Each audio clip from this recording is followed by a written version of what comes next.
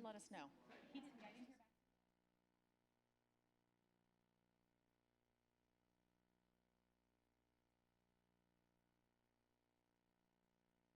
From him. Meaning and clear who were the co-authors of the bill that got passed. I pointed that out to him. Be careful what you ask for is the lesson.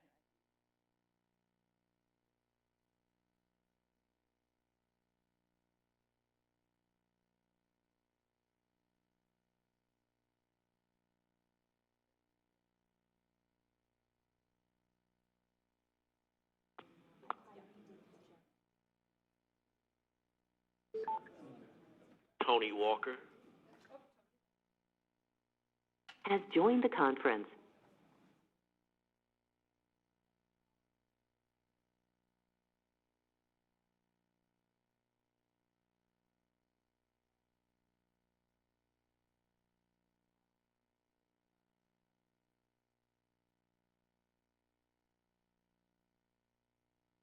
Tony Walker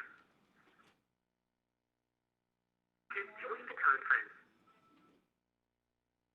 Present. Present.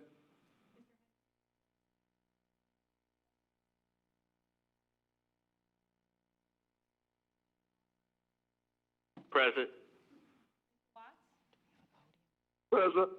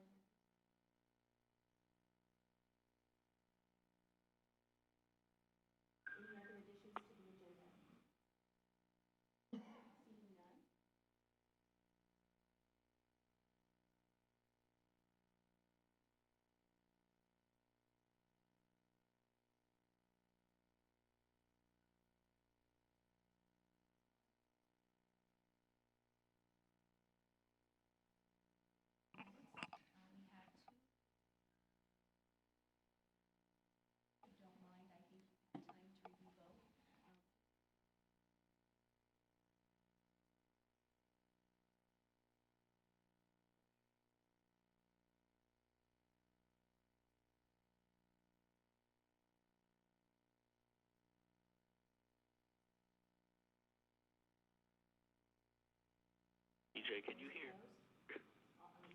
That's Tony. I was going to say I can't hear anything, I can't and hear. I couldn't even hear him call for attendance. So I don't even know if I'm considered present or not. Could someone please put a mic by the phone hookup? This doesn't, can you guys hear me out there? I don't think. Tony, could you hear me? I had it muted. I could not hear. Okay, no. Can address this, it's not. I was going to say I can't hear anything, and I couldn't even hear him call for attendance. So I don't even know if I'm considered present or not. Hello? Someone please put Hello? a mic by the Okay, we'll use this one, I guess. Can you hear me now? yeah, that's Yeah. what Okay, we did not have a microphone working. We have, just to catch you up, We approved an extended agenda, and we added the following items.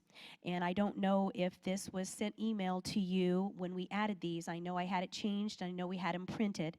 But we added a letter D to new business, which is review list of schools requiring State Board of Education action and assignment of technical assistance. And so that was originally on our agenda for yesterday.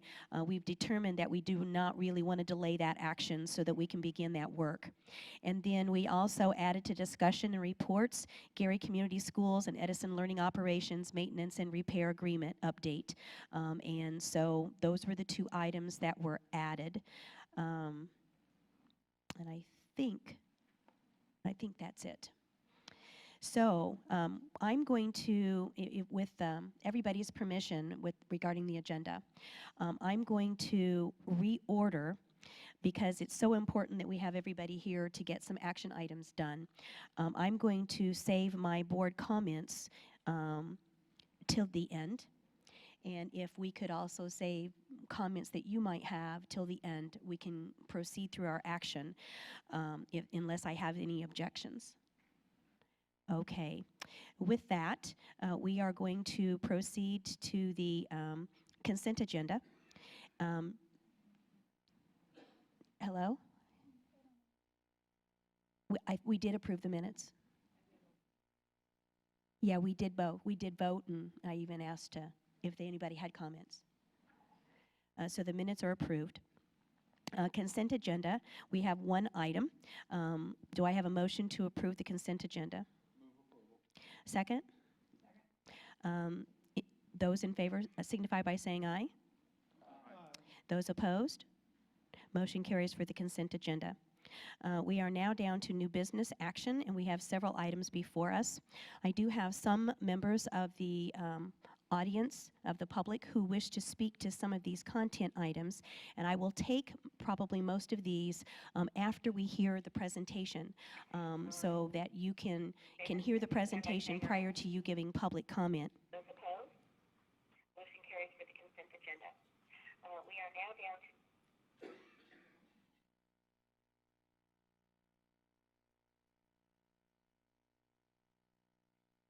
So, testing window extension options. You received a memo regarding this, and Michelle Walker from the Department of Education, if you would address the board, please. Yes, I'm not sure why we don't have kind of a podium set up here for this, but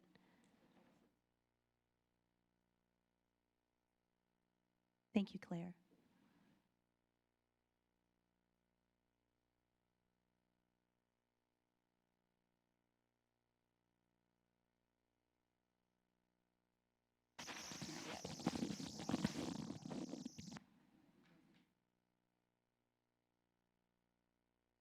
You want to borrow this mic?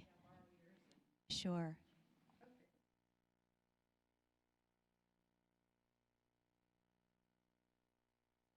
We're flexible. Well, good afternoon, everyone. Madam President, so to speak, Superintendent Ritz and members of the board. Sorry. My parliamentary procedure is coming back. Okay, too much information. Let me start over. Good afternoon, everyone. Superintendent Ritz and members of the board. I'm glad to talk with you about several things today. The first one is the testing window extensions that were presented to you in a memo on January 29th, giving you some options for both the iStep Applied Skills window and the iRead3 window. And hopefully you have that in front of you. Just to give you a little bit of background information, obviously we've had a few weather-related issues in Indiana the last month or so. So I did work with our vendor, CTB, on what our options could possibly be with regard to extending that testing window. As you know, we do have a few sites that are actually testing before these windows because they had received permission either from you or you gave us the authority as the department to approve those that were just a week in advance. Many folks actually have spring break during the actual window that's established. Before you see three options for the Applied Skills window extension. Option A is 1 day, option B is 2 days, and option C is extending the window 3 days. Quite frankly, this is as far as we could extend it because our vendor is testing many tests or scoring many tests in the spring. Spring, as you can imagine, is a huge testing time for many states. And so we, to be honest with you, really would not have the staff available at our vendor to score our open-ended items if we push it out any further. So for the applied skills, we are actually only giving students 4 questions on each session, so 4 ELA, 4 math, 4 science, or 4 social studies, depending on the student's grade level, in addition to the writing prompt, which even though it's considered 6 points for writing applications and 4 points for language conventions, it is just considered 1 item on the test or 1 opportunity when we go to score that. So, so we do have some options here. We can extend it 1 day, 2 days, or 3 days. And those extensions for iStep Applied Skills do not delay the results for iStep. Let me go ahead and talk you through iRead, if I may, and then talk to you a little bit about why you don't see anything for ECAs, if that's okay, and then we can have maybe a bigger discussion. Would that be agreeable? So for iRead, the iRead 3 window obviously is Monday, Tuesday, and Wednesday, March 17th through the 19th. For this one, you do have 2 options. You can extend the window by 1 day to the 20th, or you can extend it by 2 days, which is the 21st. You will see an asterisk on your memorandum because extending it those 2 days is possible. Just want to make sure you're aware that it would extend the return of results by 1 day. So we actually post, for those who have given the test online, we give feedback to schools as soon as we possibly can. And right now we're scheduled to give that feedback on the 28th of March. So it would delay that to March 29th if you pick option B.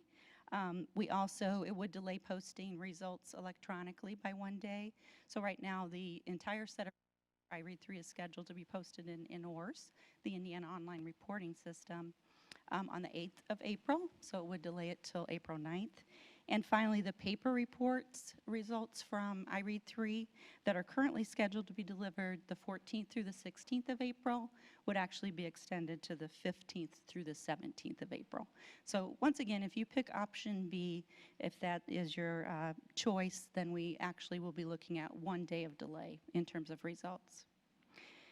You might, oh, go ahead. Do you want this?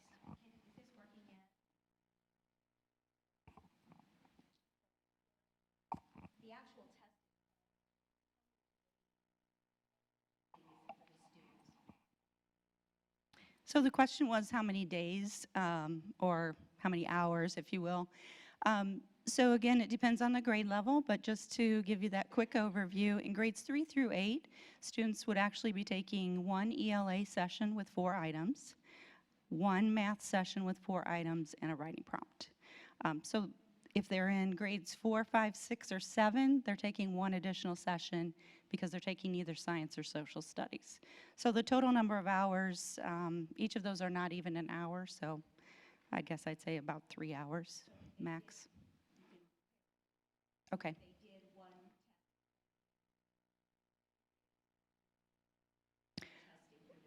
Sure. So if they did give just 1 session each day, the most number of days that they would need is 4 days. That's correct. Window that we have open, thank you. So the window that we have open here begins on March 3rd and may conceivably go to March 21st. That's correct. Which is a pretty long window for giving a 3-day test.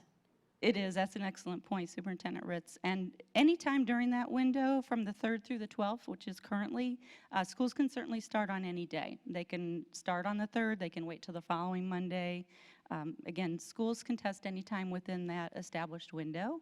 If you do extend the window 1, 2, or 3 days, we would still begin on the 3rd, and they would have more time until the 21st, if that's your pleasure. So I've had some requests from superintendents to actually move the starting date back, move like the whole thing back and extend the window. Can you talk about the problems with doing that? Sure. As I alluded to at the beginning of my remarks, we could move the window. The problem is that we actually would not have anyone at our vendor who could score the open-ended items. And so technically, is it possible to literally lift the window up, move it forward in time on the calendar, yes, but then we actually won't get our applied skills items scored until probably in May, which means results would probably be July or August. So just want to make sure people are aware of that. Certainly, again, if you, let's say you did decide to make the window the 3rd through the 21st, then schools could test any time during that time. They could start on the 3rd, they could start on the 4th, they could start on the 10th. They have a variety of options available to them. So now, just for the other members of the board, because I've asked you this question, Sure. why are we not proposing May testing extensions at this time? So that's one of the 2 other options I wanted to talk about with regard to test windows. One of the things you might want to consider is whether or not you want to change the dates for the multiple choice window. My personal recommendation is that that's something you would actually decide maybe in March, because we do have 2 more months of instruction. Several schools obviously are planning to make up those days between now and then. You might want a month to think about it. You could certainly decide today, but I do want to let you know that if we extend the multiple choice window, for every day that we do extend that window, it is a day of delay for results, including weekends. So for example, the window closes on Friday, which is the 9th, I believe, of May. Does that sound right? Yeah, I think so, the 9th. So if we actually extended it one day, let's say until Monday, that's actually 3 days later for results, Saturday, Sunday, Monday. So it is possible, but I just want to make sure you're fully aware of what your options are and what the implications of those would be. Again, you could decide today. You could decide to talk about it in March if you wanted to. Again, that window does not open until April 28th. Okay, and did you go ahead and already talk about ECAs? No, but I will. Thanks for the segue.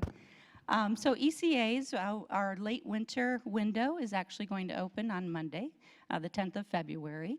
It goes until March 7th. So one of the questions you might be asking yourself is, why are we not talking about that one since that's coming up so quickly? We certainly could extend that window. I do need to let you know that any window extensions for ECAs are approximately $5,000 a day. So our vendor for ECAs does charge by the day. So if we extend that window, again, that's your call, but it would be approximately $5,000 per day. Other questions? And maybe you would like to discuss the 2 options that you have, or the 5 options if you consider A, B, C for iStep and A and B for iRead. Why don't I go ahead and take our one speaker on this topic, Okay. Mary Gallagher, on the testing window extension options, and then we'll entertain questions from the board at that Sounds good. time and go ahead and take action. Okay. Mary? Yes, if you would come up, please. Thank I you. will pass the baton to you, Mary.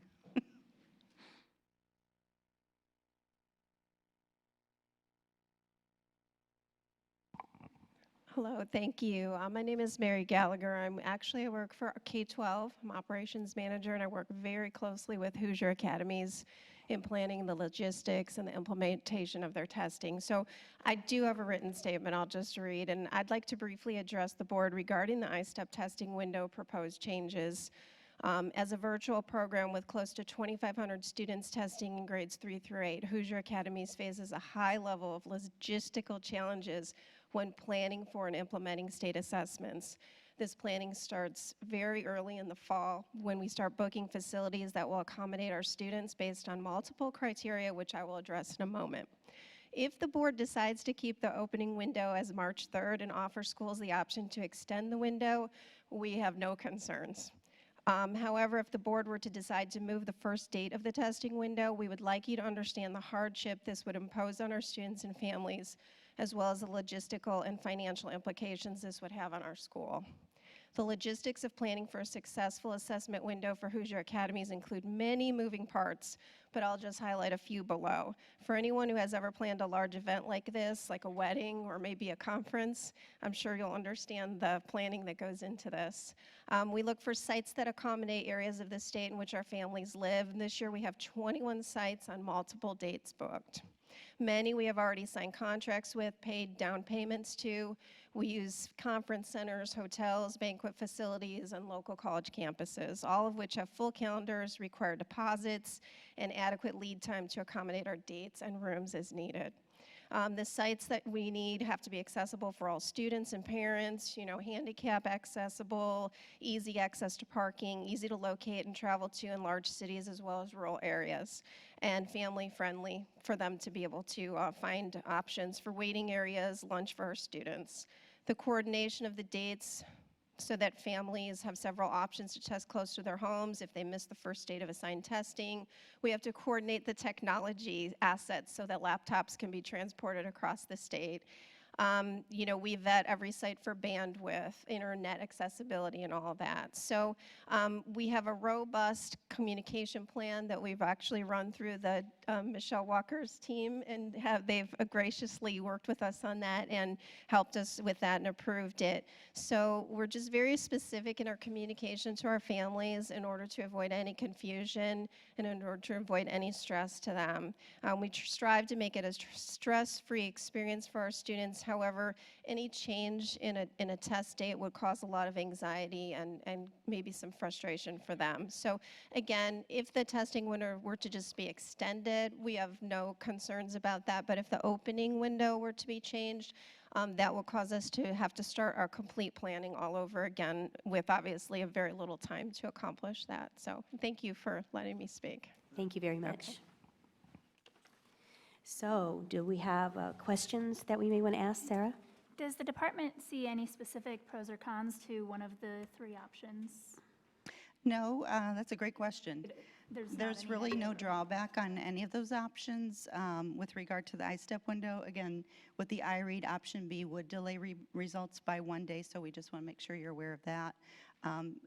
To let you know a little bit more information, we do pick up materials from Applied Skills for the paper administration, which is everyone, because even those testing online will be partial books for math and science paper documents. So we are picking those up with iRead 3. So that's why you see kind of our extension looking very similar with regard to those end dates. But really, it's up to the board, whatever is your pleasure. Other questions? I guess. Did the extension times change? Because I saw some materials that were presented to the board that suggested that there would be an initial 5, 6, 7 days. No, I'm not aware of that. Now, if you look at the dates, the test window was supposed to end on the 12th, which is a Wednesday. So if you extend it to the following Friday, for example, you're adding 7 business days. Okay. So that may be what you're thinking about, because if we extended it, let's say, to the first option, which is the last day of iRead 3, for example, that is adding 5 business days. So I think maybe that's where it would be 5 business days, 6 business days, or 7 business days, if you'd like to think of it in those terms. So do we have somebody who wants to propose a motion for either option A or B or C regarding iStep Applied Skills? Is there a motion to approve extending the testing windows for iStep Applied Skills to March? Superintendent, what's your recommendation?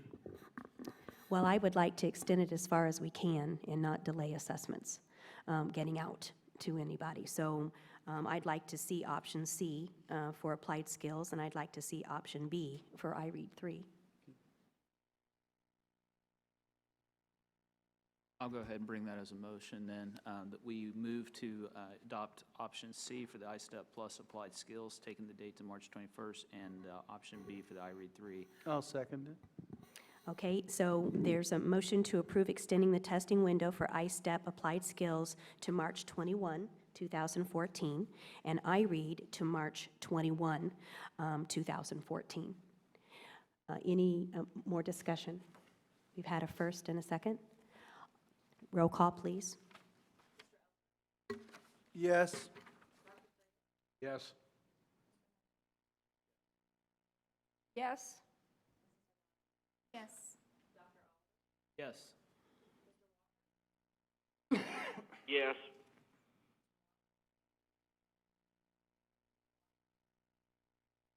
Yes. Yes. Yes. Superintendent Ritz, if I may, I wanted to talk just for a moment about the statewide readiness test that occurred this past Tuesday. You may.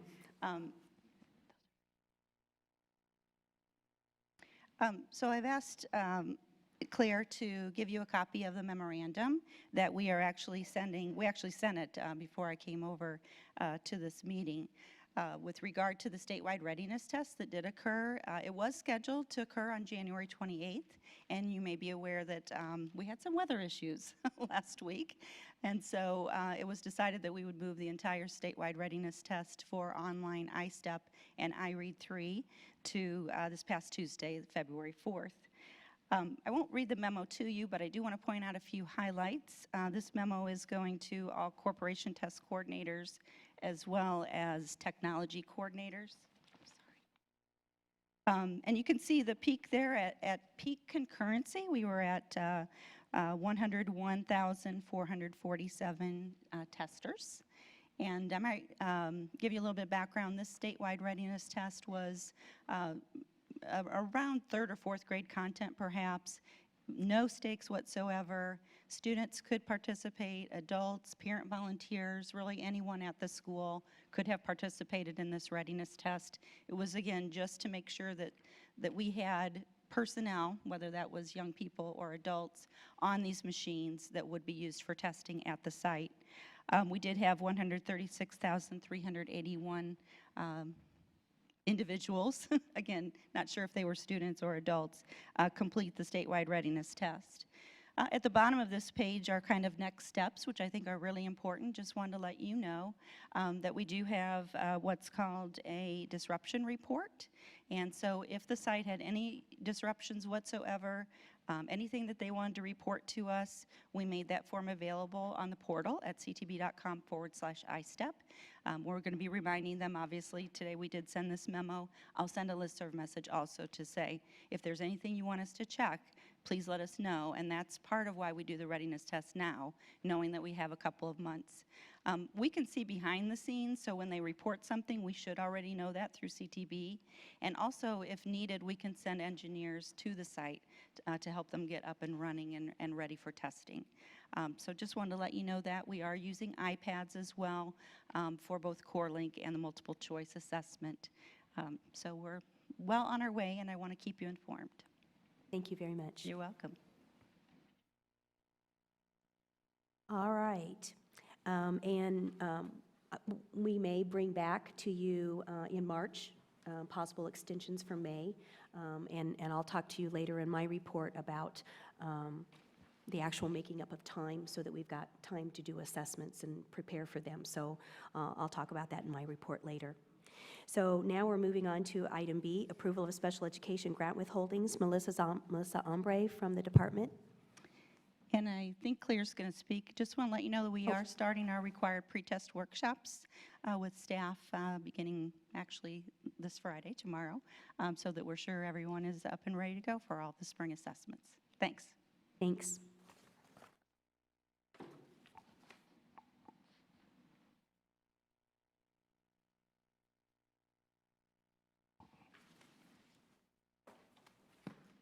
Good afternoon. You should have before you two certifications, one from IPS and one from Gary Community School Corporation, regarding turnaround withholding and payments for the period of July 1, 2013 through June 30, 2014, pursuant to Indiana Code 2031 9.5-3C and 511 IAC 6.2-9-4B. You're charged with determining the amounts of tuition support and federal funds necessary to fund each turnaround academy. I'm back to you this month because we have updated the special education funding to reflect December 1, 2013 counts. The information you have before you is signed certifications from Gary Community School Corporation Superintendent as well as IPS School Superintendent, stating that they agree with the calculations that we did for this period. So I'm here to address any questions or comments you may have. Is there a motion to approve the reconciled state tuition support calculations for fiscal year 2014 for Indianapolis Public Schools? So moved. Do I have a second? Second. Any more discussion? Roll call, please. Yes. Yes. Yes. Yes. Yes. Yes.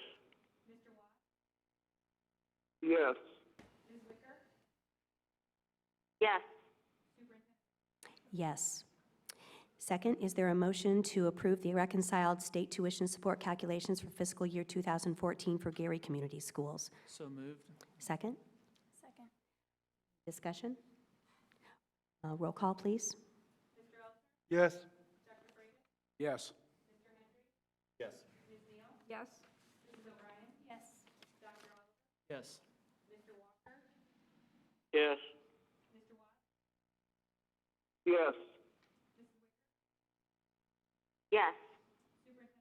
Yes. Next item on the agenda is the approval of additions to board operating procedures. I believe that you all received copies of the board operating procedures. The items in here reflect joint work to make sure that we've got some good operating procedures. I would add that the items in there regarding rules of order were really of the work of both legal teams from the State Board of Education and the Department of Education to make sure that we crafted those in the essence of Robert Rules without officially adopting Robert Rules. So we feel very comfortable with those and going forward. Brad, did you want to add any comments? I just want to thank the small group work, and it may be, as we get into discussion here, if there are specific questions, I'll probably yield to one of those two staff attorneys to answer your questions, particularly on the simplistic language that mirrors new Robert's Rules.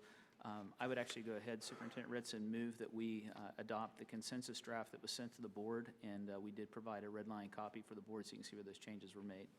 Thank you. I have a motion. Do I need a second? Second. We have a motion and a second to adopt, to approve the additions to the board operating procedures.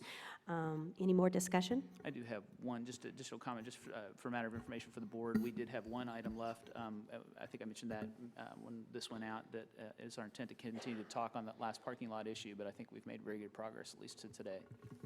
Thank you very much. Any other discussion? Linda. Yes. David? I appreciate the work that was done. Brad, I know, worked on it, as well as legal counsel. My only question has to do with future changes that may be necessary. I didn't see a provision in there that calls for how it can be amended in the future. Don't know whether that needs to be part of this document, or to make the revisions in the future, we bring it before the board and it's through a motion process. So could that be clarified, how changes could be made in the future? Why don't we put that on the parking lot? Oh, parking lot, okay. Does everyone know what parking lot means out there? That means we still have items to work on. Right, I know what it means, but I'm not sure. They may think That means we're my work's not done yet. Okay, so that would be a parking lot issue, okay. Sure, we can do that. I'll be sure to pick up my ticket at the, the way out. Okay. Any more discussion? Roll call, please. Yes. Yes.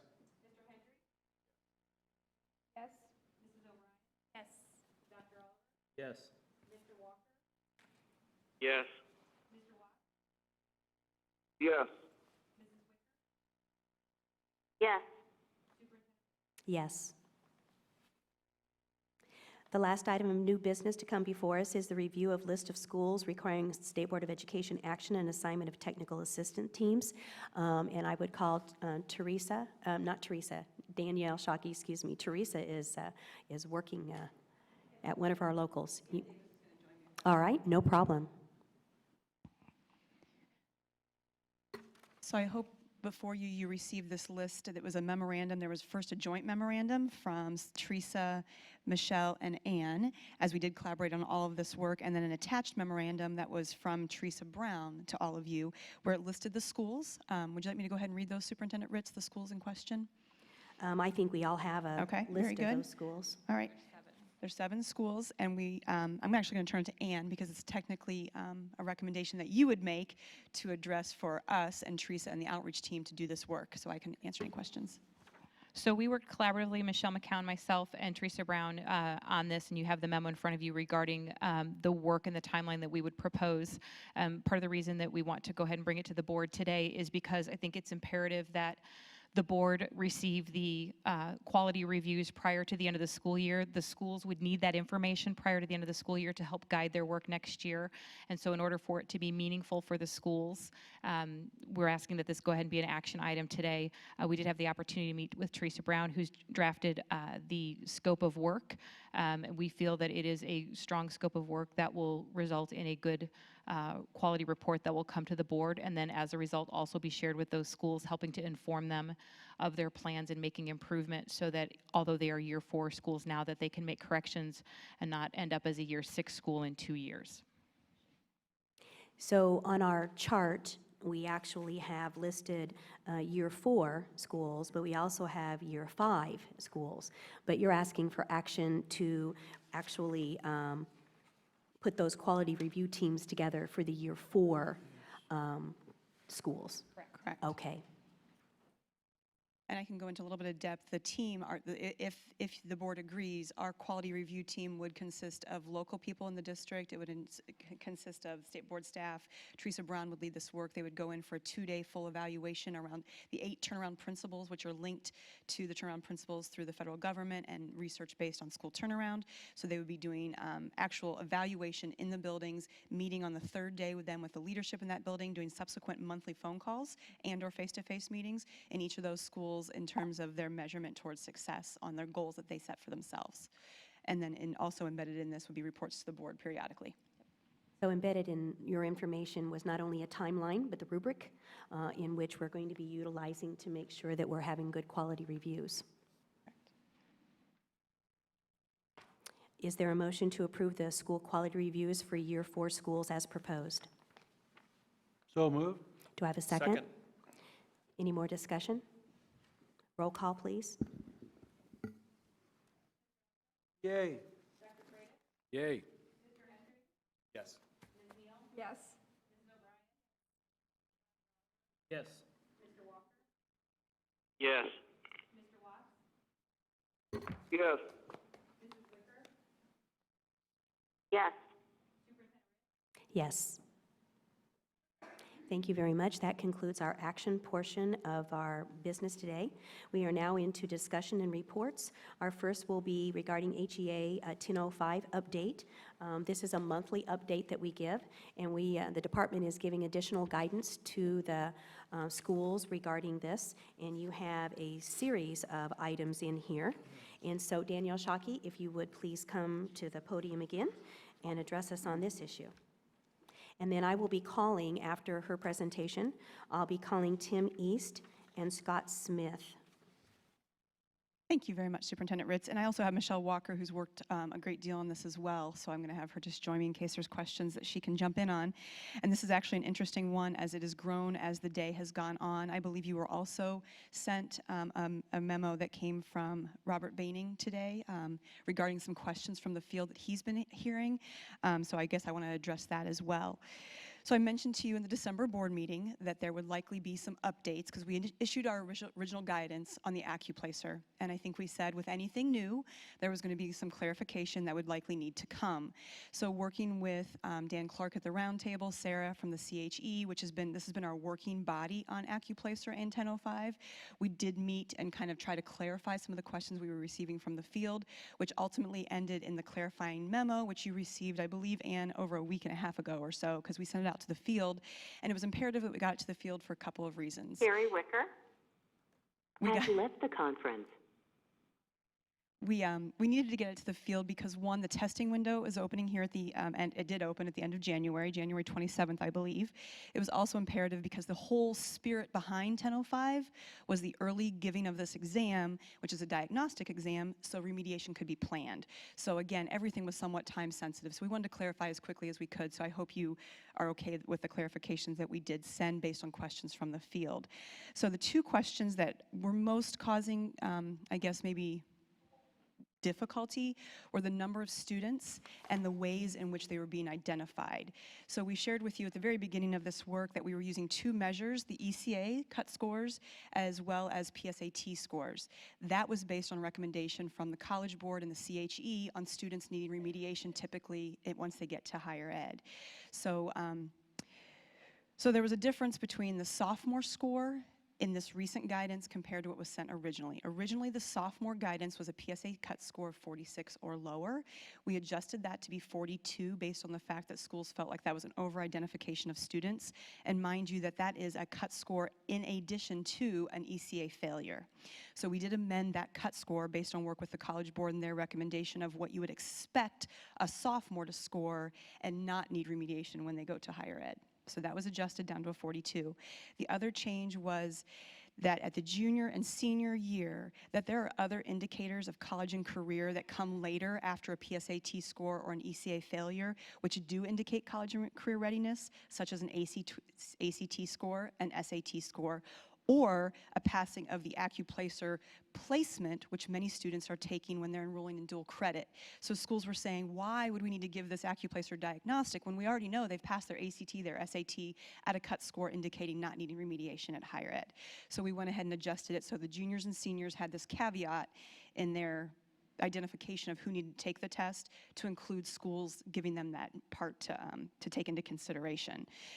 We also clarified in the guidance, and this speaks specifically to the memo from Senator Boehning, that he suggests, the question on the memo states that it's a burden on the schools to require the students to take this as a sophomore. So in our guidance, if you have the chart, it's on page 2, and you see where it says current sophomores, and then it says yes, there's 4 stars or 4 asterisks to the side of that, and I want to draw your attention to that below, where it says the intent of PL 268, 2013 is to inform student remediation needs and to provide time for intervention to take place. Juniors that meet the criteria identified are required to participate in AccuPlacer. As early identification is paramount, sophomores are included in the guidance during the pilot year. So I think that answers his question that we are requiring it of juniors, which is a match to the statute, but also the timing of all of this is if we want them to receive remediation, waiting to take it as a junior, for schools doing scheduling, that may be too late. So by including the sophomores in our guidance, it gives a great deal of local flexibility. So the question is, do they have to give the test to sophomores? Based on what the 1005 says and based on our guidance, it's required for juniors. Okay. And the other clarifying question I believe that he was trying to get at was also the PSAT and why the PSAT was chosen as an indicator. The PSAT was chosen because originally the guidance we brought back to you way in, I think it was in July or June when it was a lot warmer, we talked about using only ECA failures, but then the CHE and I even think the Education Roundtable called to question that there are many students who pass the ECA but are still in need of remediation in college. So therefore, could we look at other indicators? So that's when we went back to the PSAT, and the PSAT was chosen because we pay for it as a state, and therefore 85% of our students take the PSAT.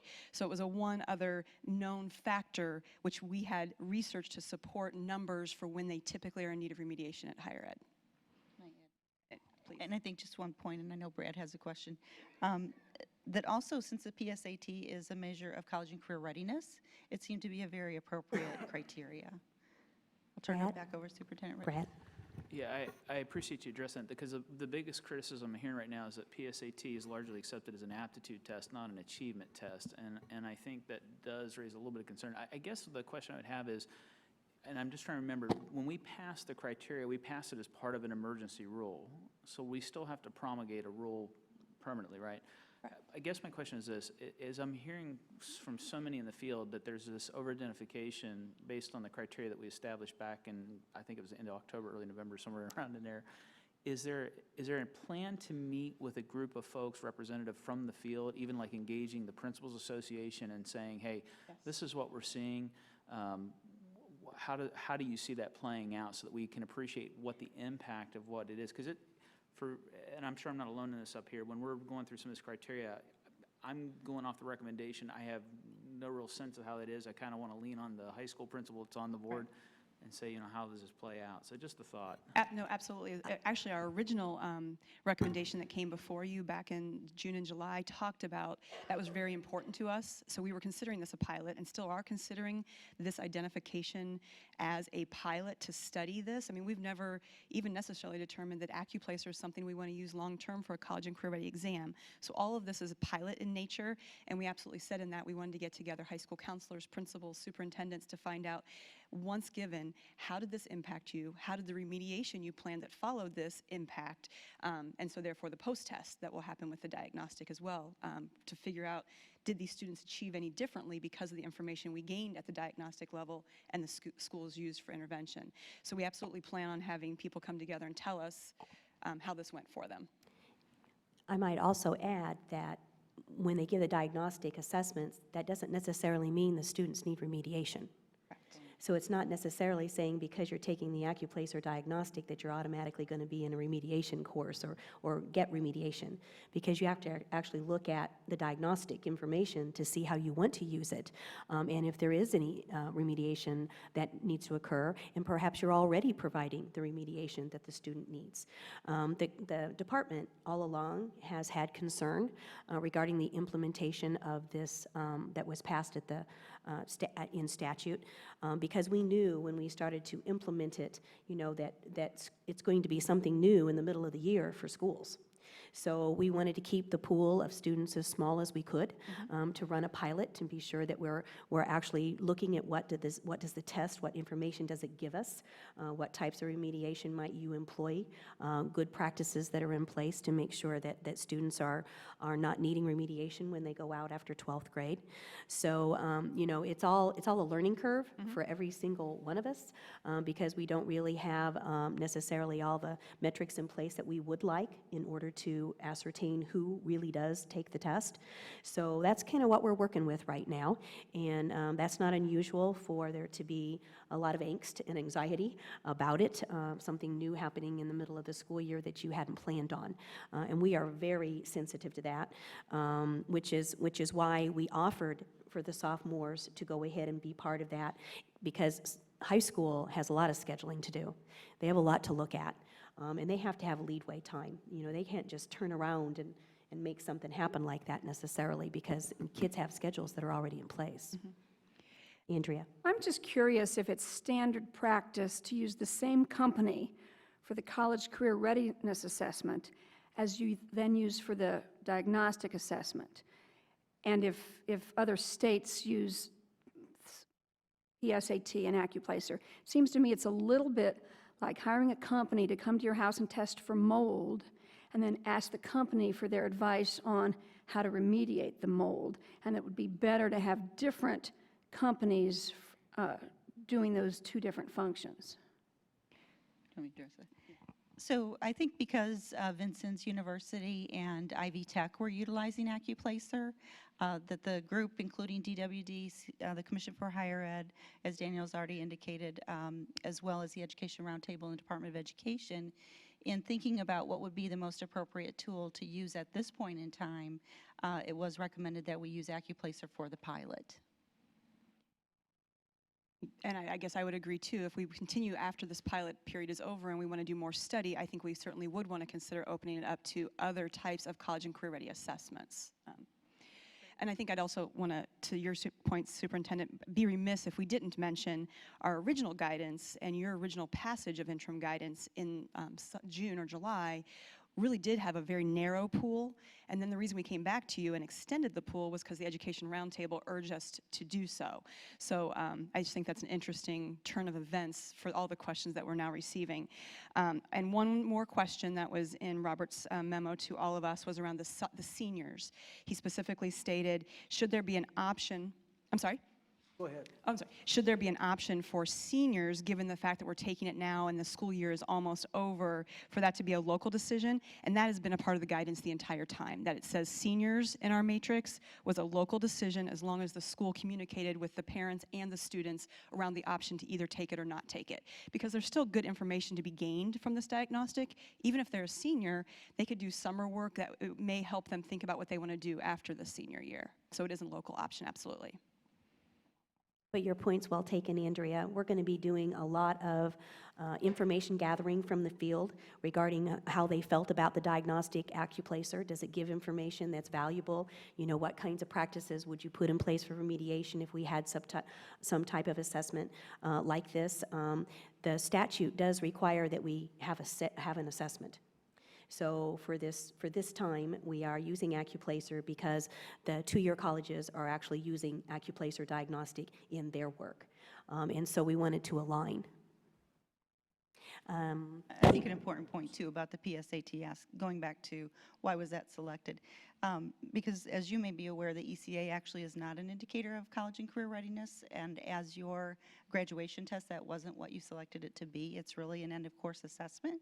That's part of the NCLB required ESEA assessments. So really utilizing the ECA didn't seem to be the college and career readiness measure that we needed, but it was one important piece of information. So therefore, we combined that with the PSAT. And as Deputy Superintendent Shockey's indicated, there are other pieces such as an ACT score, SAT, and so on that can be looked at in terms of an exemption for the student. Oh, yes, Brad? Just a quick question. What does the process and timeline look like from here then? We finished this year, we have this pilot, we've got a permanent rule, you're going to meet with the field. What might we be looking at? I'm not trying to hold you to a timeline. I'm trying to see how we can get ahead of this so that the field knows what's coming at them and they know that the board is actively looking at this with the department. Sure. We actually, I wasn't a part of it, so there was a meeting held this morning of that combined group that I was just mentioning, and we're meeting monthly, and so we already started talking about how do we get this identification of the field in a small committee group now, once they're, because again, nobody has started actually giving the assessment yet, but we did start talking about today, let's go ahead and get out an invitation for anybody who wants to be a part of a subcommittee to do some follow-up with us, and we're going to continue to do monthly updates with you on all of that work. So honestly, until the first test is given and we have the first feedback from the field, I don't know if I have a good answer right now, Dr. Oliver. Excuse me. I think, too, just kind of additional pieces of information. The window, as Danielle indicated, opened on the 27th of January. It does go until March 28th, so it is 2 months in length. It actually is not a timed test, so it's very different from some of the other assessments that we have, obviously, because the purpose, again, is diagnostic, and students can finish it in more than one day, so there's a lot of flexibility for schools. We do have an indication that we might want to extend that window based on weather issues, and because there has been some confusion in the field around who should actually participate in the assessment, so we're trying to be sensitive to that as well. Have you had your professional development regarding the guidance? Okay. So school corporations have attended and they've gotten their guidance. Okay. So we required every corporation test coordinator to participate in the training so that they would be very aware of the assessment itself and how to add users in the system and so forth. So it was really a combined technical training about the system and policy training, and there was a department representative, a Department of Education representative, talking about the policy and helping them interpret that. Okay, thank you very much. Any other questions from the board? Claire brought up a great point. I just want to share this. She wanted to mention to the question about what happens next, Dr. Oliver, the board does not have to promulgate rule in this situation. You only have to adopt guidance. So we could even continue into the summer around clarifying guidance based on feedback from the field. All right, Tim East requested to speak on behalf of Zionsville Community Schools.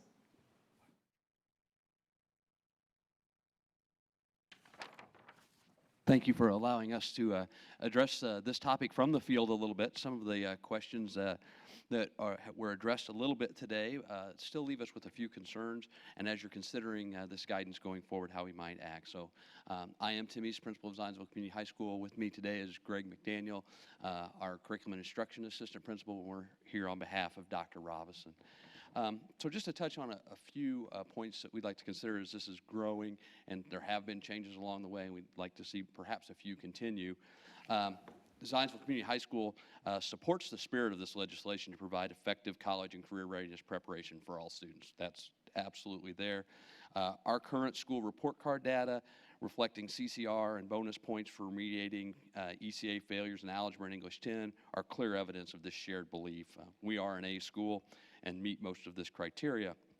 Additionally, a review of our remediation report from the Indiana Commission for Higher Education confirms that graduates of ZCHS are prepared for the rigors of college. As a school already meeting the intended outcomes of the law, we will be hampered in our continuing efforts by what we believe are unintended consequences of this unfunded mandate. It should be noted that Zionsville is a community of predominantly professional wage earners. However, citizenry wealth does not necessarily equate to school corporation wealth, and in fact, we are funded at one of the lowest levels in the state of Indiana. As presented in the pilot, we estimate that staffing costs alone to implement PL 268 guidelines with fidelity for student identification, proctoring personnel, data analysis and dissemination, and restructuring our remediation delivery to be somewhere in the neighborhood of $75,000 to $125,000. This does not include the instructional costs for lost class time and diminished access to redirected teachers, counselors, and other support personnel. In their current form, the guidance of the implementation for PL 268 will cause us to reduce course offerings to our successful student body in order to redirect resources to provide remediation to a population over-identified as not being college and career ready. These redirected resources will result in the loss of, excuse me, I believe I've already told you that, but we believe it will take away from those resources that have our students on track to enter prepared for college.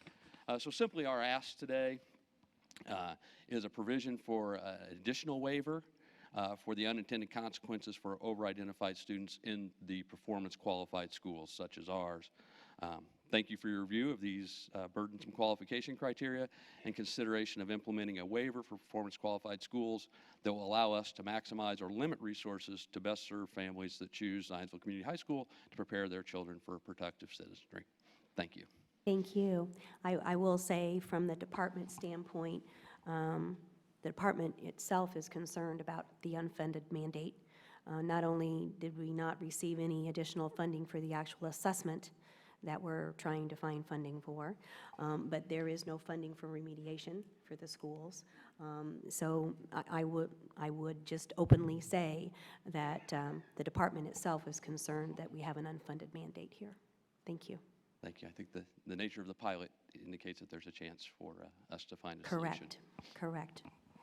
Scott Smith.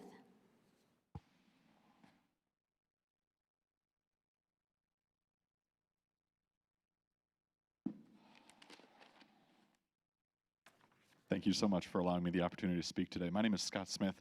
I am the Coordinator of Assessment and Data Analysis for the Brownsburg Community School Corporation, and I'm here today to speak about the selection criteria used in HE 1005, Public Law 268. Reading from the law, Chapter 9, Section 2 indicates that it is this board's responsibility to establish the indicators that assist in determining whether the students need supplemental instruction or remediation. The guidelines that you've created can best easily be summarized as low PSAT or failed ECA equals at risk. The only thing I'm asking for today is a very simple, small change. I would like you to change the or to and. As the rule is written, with or in the criteria, this law is grossly oversampling and over-identifying students at risk that in our practical experience are not at-risk students who will graduate with Core 40 or Core 40 academic honors diplomas and go on to do very well in their collegiate experiences. To put a little bit of this into perspective, Brownsburg High School is a very high-achieving high school. We have seen a rising trend in our graduation rates over the last several years of 95 to 97%, and we're predicting a 98% graduation rate with the cohort of 2014. Our waiver rate is among the lowest in Indiana, particularly for schools our size. Our students pass the graduation qualifying exams, earn the appropriate credits through rigorous instruction, and our diploma is meaningful. Approximately 43% of our graduates earn academic honors diplomas, 55% earn Core 40 diplomas, and the general diploma is virtually non-existent at Brownsburg High School. Looking at the broader picture, the Community School Corporation in Brownsburg is the 5th highest achieving school corporation in the state of Indiana, 3 behind my friends at Zionsville and closing. We are an all-A school corporation, and we have been for 2 years. So by every other metric that has been established by this board, we are an all-star player, a high-performing school system. But by the criteria in HE 1005, 41.7% of our students are at risk for their college and career readiness. 41.7%.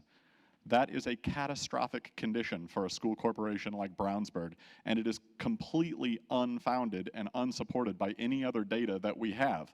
But the criteria of the PSAT and ECA, as written in HE 1005 by this board, would suggest that none of our students, or at least 41.7%, will be ready for life after high school. Is that including your sophomores? That is including sophomores, juniors, and seniors, yes. The two criteria that you've established, low PSAT or failed ECA, do not identify students as at risk equally.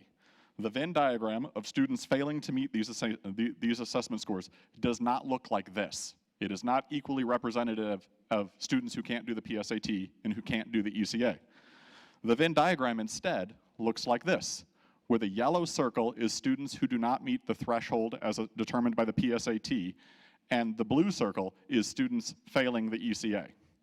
We agree that that ECA failure is an at-risk criteria, and we are more than willing to dedicate our time, talents, and treasures to remediating those students to prepare them for life after high school and to get them graduated from high school.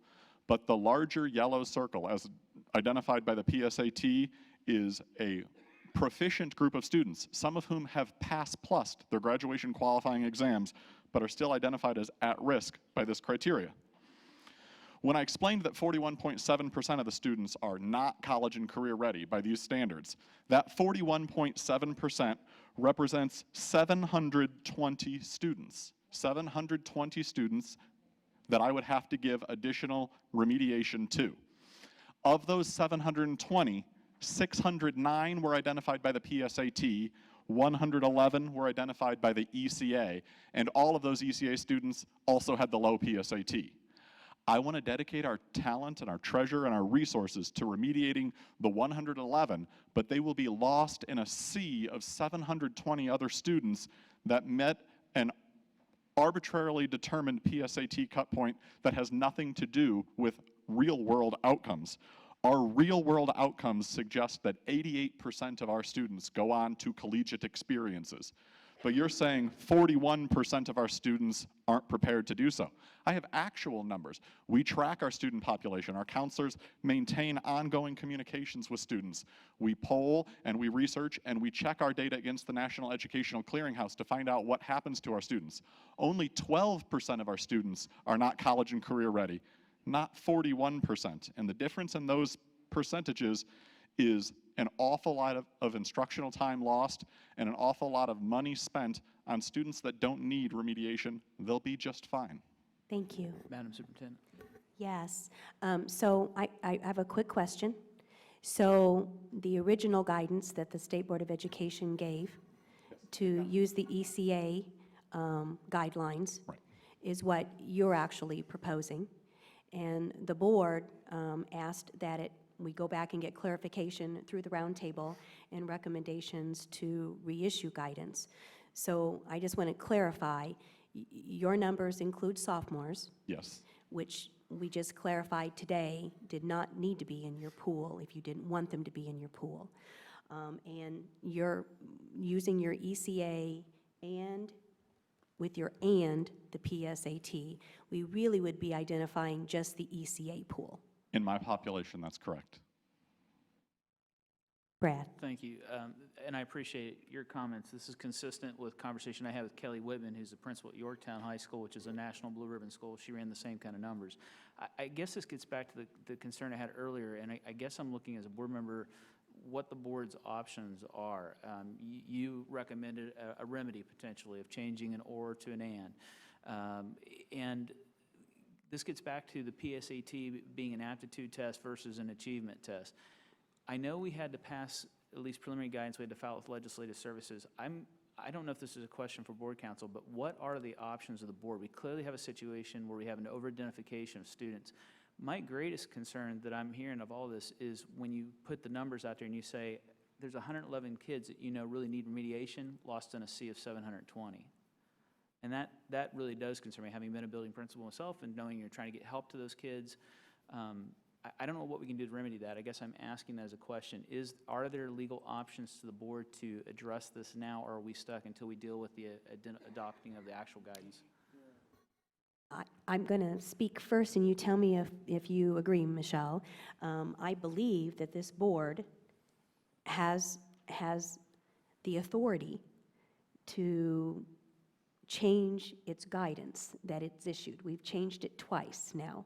So we had one in June and July, and then we had one in October, I believe it was. And so, you know, we've gone back and forth with this. So, but it is the board owns it.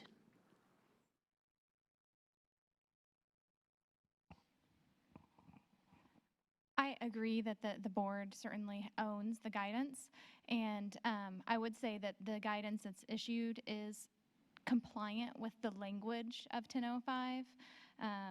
I do think that about the sophomores, the yes with the 4 asterisks, we could consider switching that to a recommended but not required, just for the sake of clarity. But beyond that, there are options to look at other than the PSAT. For example, we could use board staff, department staff, and utilize CHE data, Commission for Higher Education data, or try to recommend some other measures. The 1005 does not specify it has to be the PSAT. We just have to identify an indicator and provide guidance based on that beyond the ECA indicator. May I ask a follow-up? Yes, you may, Brad. So here's my question. If this is a pilot, and that's my understanding, this is a pilot, that required remediation is real. I mean, that's a real expense to Brownsburg, to Yorktown, to whoever. I guess my question is while we're still working through what the final assessment will be, what is wrong with accepting the recommendation of what Brownsburg is saying to us and looking at that option?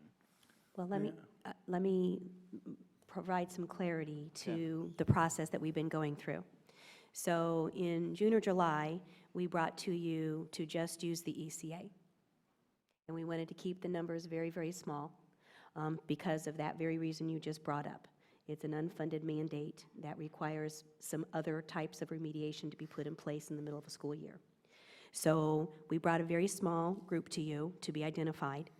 And then it was this board decided that it needed to go back to the roundtable piece, and then we had a meeting with Representative Baining, and then we followed up with meetings with CHE and all the representative pieces of the roundtable, and we already had this conversation regarding what other metrics do we want to be using, and so the PSAT was decided upon, and now we're back to talking about going back to the original pilot information that we were originally proposing. And now we have questions about over-identification. I will just state my personal opinion here regarding math assessment. And you can take it for whatever it is. But in the state of Indiana, we have been assessing to one course, algebra, one course. What I'm hearing from the 2-year colleges and the 4-year colleges, quite frankly, is that assessment, however it might be and however we're doing it, is not getting all of the children that are not ready for college and career ready. So we have this gap of students beyond those not passing the ECA that are not ready for college and career readiness. And when they give the students the acuplacer diagnostics, they see this big pool of students that they get. And so that's where this all came about. And I just want to say that we're at a big disconnect here in the state of Indiana between our assessment system in mathematics and what really is needed for college and career readiness. And we'll get into that big conversation when we talk about our assessments, but we're talking about proficiency versus one course. So it is a disconnect, and I've had conversations with legislators about the disconnect. But I hear I sympathize with the field, because it is a difficult situation we're in to implement something mid-year, to decide which pool of students we're actually going to assess. All of those students won't necessarily need remediation in any form perhaps, but giving the diagnostic test just in itself presents issues. So, this board is in charge of this guidance. So, Dan? Mr. Smith, right? Oh, good. By the way, I really appreciate your presentation. I like your charts, good math, way to go. The sophomore exemption where you have some asterisks there, how much does that help you right now?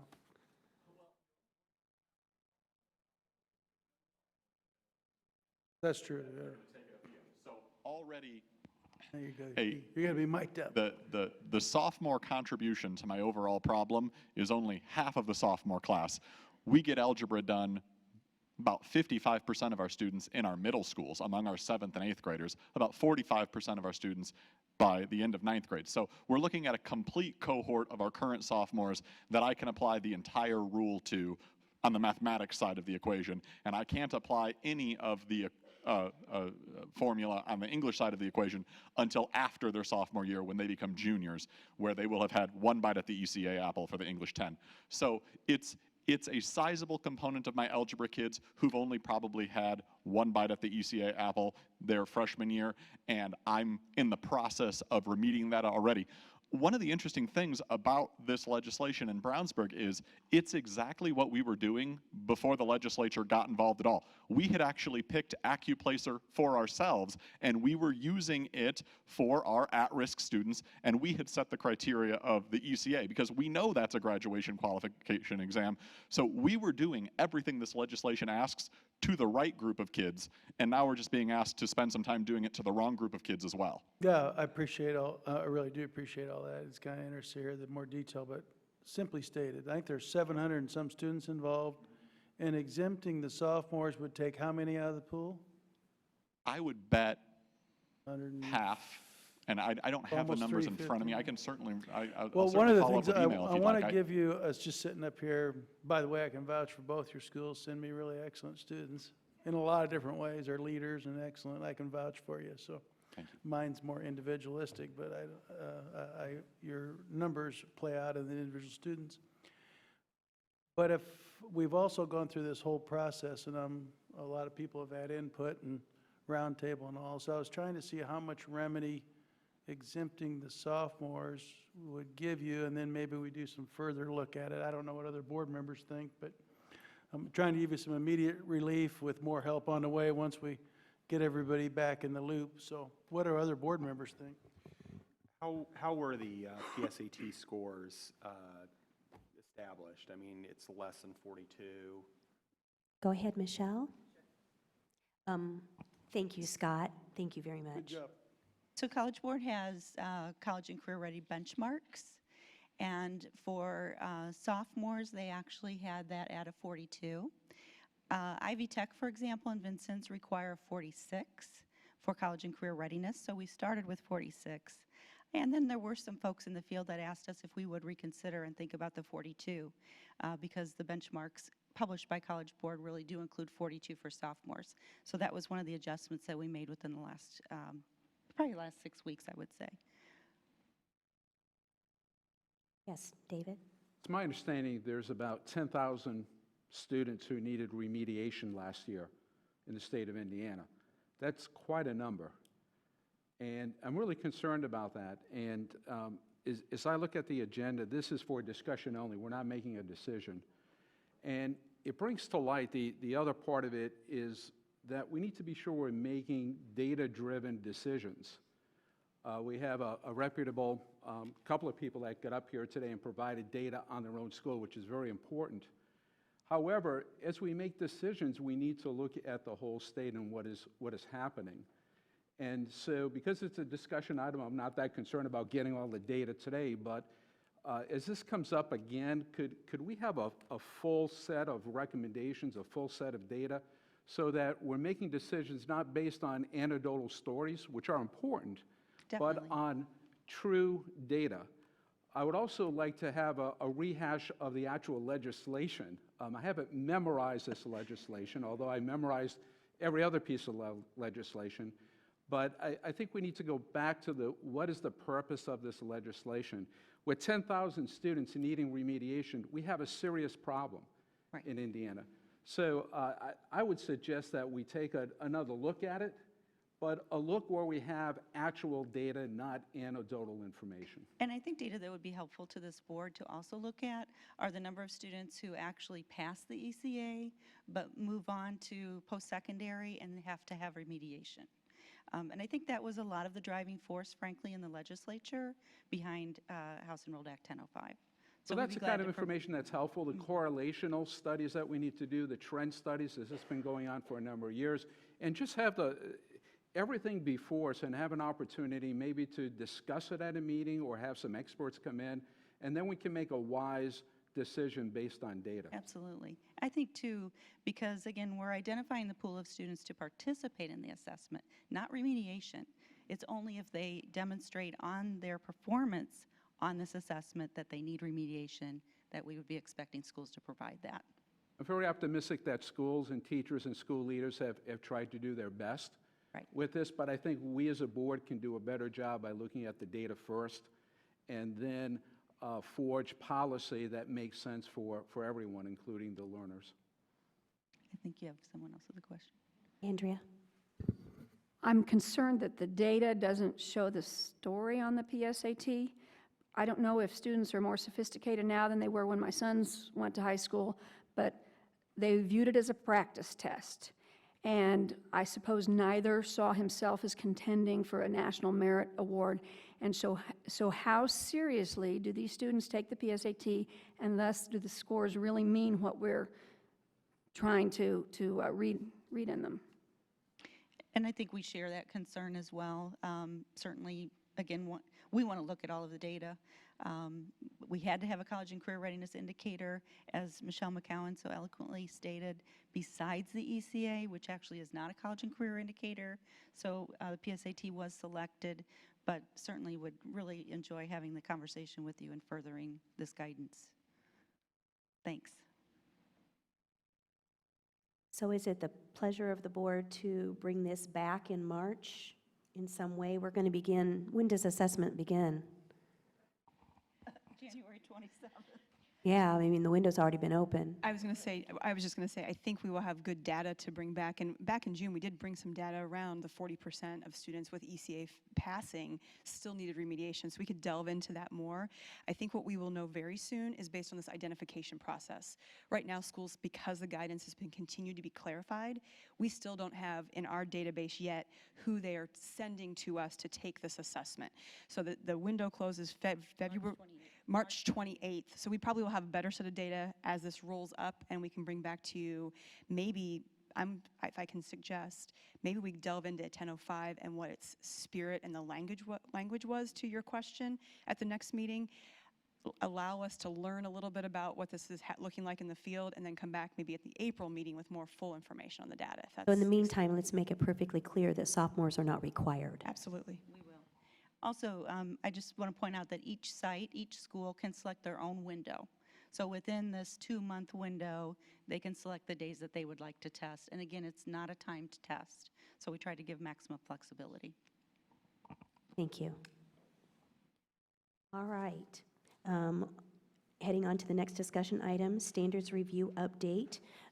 Danielle, why don't you give us a quick update, and then I do have several speakers. Okay, absolutely. And I'm going to invite Molly Chamberlain. You may. She and I, and Michelle for that matter.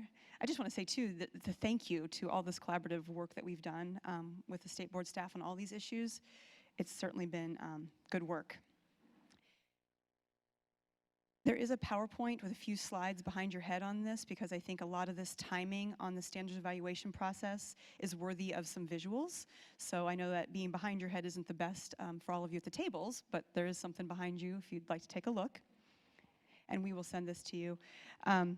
So basically wanted to point out, and if you'd advance the slide, Laura, that the work around standards evaluation and review has really been guided around the fact that the Department of Education, the General Assembly, the Governor, and the State Board of Education are committed to ensuring that Indiana has college and career-ready standards. Your own resolution adopted on July 1st, 2014 stated, "The State Board of Education is committed to participating in the comprehensive and open, transparent review process of standards, resulting in the board fulfilling its obligation to adopt college and career ready standards by July 1, 2014. And I'm here today to tell you that we continue to stay very much on track to this deadline. In fact, the superintendent has shared with you, as well as I have in our timelines, that we ultimately would like to bring to you the draft set of standards and a recommendation from the Education Roundtable at the April State Board of Education meeting. Our intention around the April submission and recommendation from the roundtable to you is so teachers go home for the summer with very full knowledge of what is expected for them to teach come fall. As many of you who are in the system understand, there's a lot of professional development opportunities in the summertime. Curriculum is created over the summertime, so we do not want to allow this to extend much further than that. On the next slide, you'll see the goals and purpose of the evaluation team. So we've spent a lot of time talking to you over the last couple months on the timeline that we had a tech team, we had an advisory team, we had a college and career ready panel, and then in about December, I believe, Dr. Oliver and Molly and our team, we all met and we decided that maybe an additional layer of an evaluation team would be very helpful to this process to ultimately obtaining the most rigorous academic standards in the country for Hoosier students to prepare them for college and career ready success.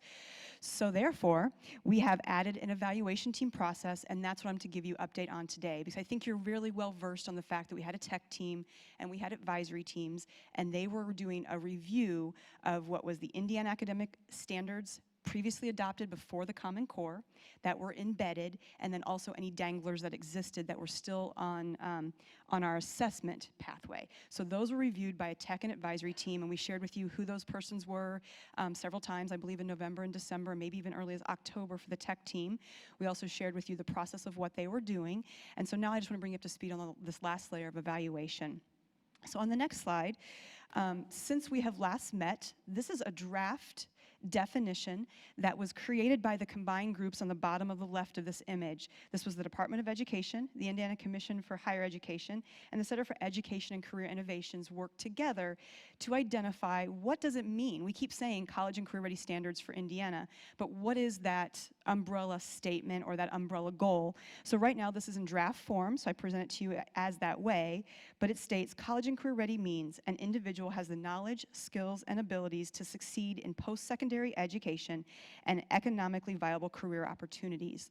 So this is important that I share this because when we met with the evaluation team for orientation this Monday, February 3rd, we shared this with them. So as they were looking at the various sets of standards, and I'm going to explain to you, they actually looked at a greater set of standards than the tech and the advisory teams did. They did it so with this lens in mind. What does it mean for students in Indiana to be college and career ready? So on the next slide, we also shared with them that this work of the evaluation team was to achieve some shared goals. These shared goals on this slide will look familiar to you. These were actually as a result of the study commission that took place this summer, which those goals stated that Indiana, we would utilize the highest standards in the United States. We would prepare Hoosier students for college and career success. We would continue to maintain and obtain a waiver from No Child Left Behind. We would maintain Indiana's sovereignty and independence from the federal government, and we would have an effective testing system to match our rigorous standards. That was also shared with the evaluation team somewhat as their charge. So 2 layers, 1 college and career ready, and then these shared goals. On the next slide, I'm not going to probably read through all the little font on there, but this is just another visual that was shared with them to kind of give them the backscape to this whole story, the fact that why the pause, HE 1427, why we were doing this complete review of standards in Indiana. On the next slide, we also shared this with them on evaluating the Common Core standards. This brought them, again, up to speed on the work that had happened before them. And I guess at this moment, I want to pause to share the evaluation team membership. The evaluation team members were already members from the tech and advisory teams. And that is important because, one, their knowledge base of the sets of standards they are now evaluating is very deep, but not only that, they're having the lens of all the people that came before them. So they're representing the voice of the teams they already sat on. The team itself, for which you had in your board packet today, represent higher education and folks working in the K-12 classrooms and district level positions across our state. half of which are what I would consider to be experts or PhDs in their field of study, so therefore PhDs in English, mathematics, at the higher ed institutions, or maybe even in the K-12 sector, maybe at the district level. So it's half of those kind of thinkers and then half of practitioners in the classrooms. They met on Monday for orientation, and in a minute I'm going to invite Molly to come join me, and Michelle, and I wish we were less formal because there's things I'm sure they're just dying to say that I may have not said. I'm going to go ahead and skip ahead 2 more slides to the colored chart on timing. This is where we are now. So you can see that the College and Career Ready panel is in yellow. They were orientated over a week and a half ago, and their orientation was around the fact that once the evaluation team came up with a draft set of standards, it's going to go back and forth between the evaluation team and the College and Career Ready panel team. Ultimately, oh, absolutely, excuse me. I've got to take this template back. Okay. Ultimately, they will still remain involved in the process as the evaluation team will give draft standards to them. Those will go up for public comment and public hearing, but in the very end, the College and Career Ready panel has to sign off on these for the federal expectations. The next slide is the evaluation process itself. So some of this if you don't mind, that last slide. Yes. There has never been in the state of Indiana a more rigorous review of standards involving so many teams and so many people. So I just want to say that we are doing the most thorough job we can possibly do regarding looking to make sure our standards are the best. Yeah, in fact, Superintendent, like you mentioned, the statute requires basically the tech team. Right. So 3 layers of this evaluation are above and beyond the expected review of standards and evaluation. So I'm going to invite Molly up here to join me. There's nothing on the slide that indicates the fact that we actually had a national expert join us to facilitate this evaluation process. And I believe you received her bio. Her name's Suji Shin, and she's the Executive Director for Standards and Assessment Improvement in an organization associated with West Ed. They are research agnostic was a great term that she used to help us understand that they do this work in multiple states around standards and assessment review. So she was here to run our evaluation process with our team of experts from across our state in Indiana. So I'm going to stop talking because a different voice will sound nice for all of you, and let Molly talk to you about what the evaluation process looked like. Thank you, Thanks, Molly. Danielle, and thank you, Madam Chair, members of the board. Just a little bit more about Suji Shin and some of the work that she's done in other states. She has worked with a number of other states who've been going through, I guess, the same challenges, the same processes that we've been going through, wanting to adopt really sovereign standards for their states, but that still represent the rigor of college and career readiness. So Suji really brings a very interesting perspective with her. She did say that she's very impressed with our timeline and with the amount of work that we're trying to do and being able to do in the timeline that we have. But she said that, you know, what we've done, again, it's not new to the work that she's done, but I think that, again, she brings a very, very good level of expertise with her as our facilitator. So as Danielle already alluded to, the membership of the evaluation teams necessarily came from these pre-existing technical advisory and college and career ready panels. They had some background knowledge that they brought with them. They represent K-12 teachers who have broad subject knowledge and a lot of experience. They also represent higher ed representatives with subject matter expertise. And they did come to us on Monday for their first training, their orientation and training, which was conducted with Suji leading. They were they were placed in groups.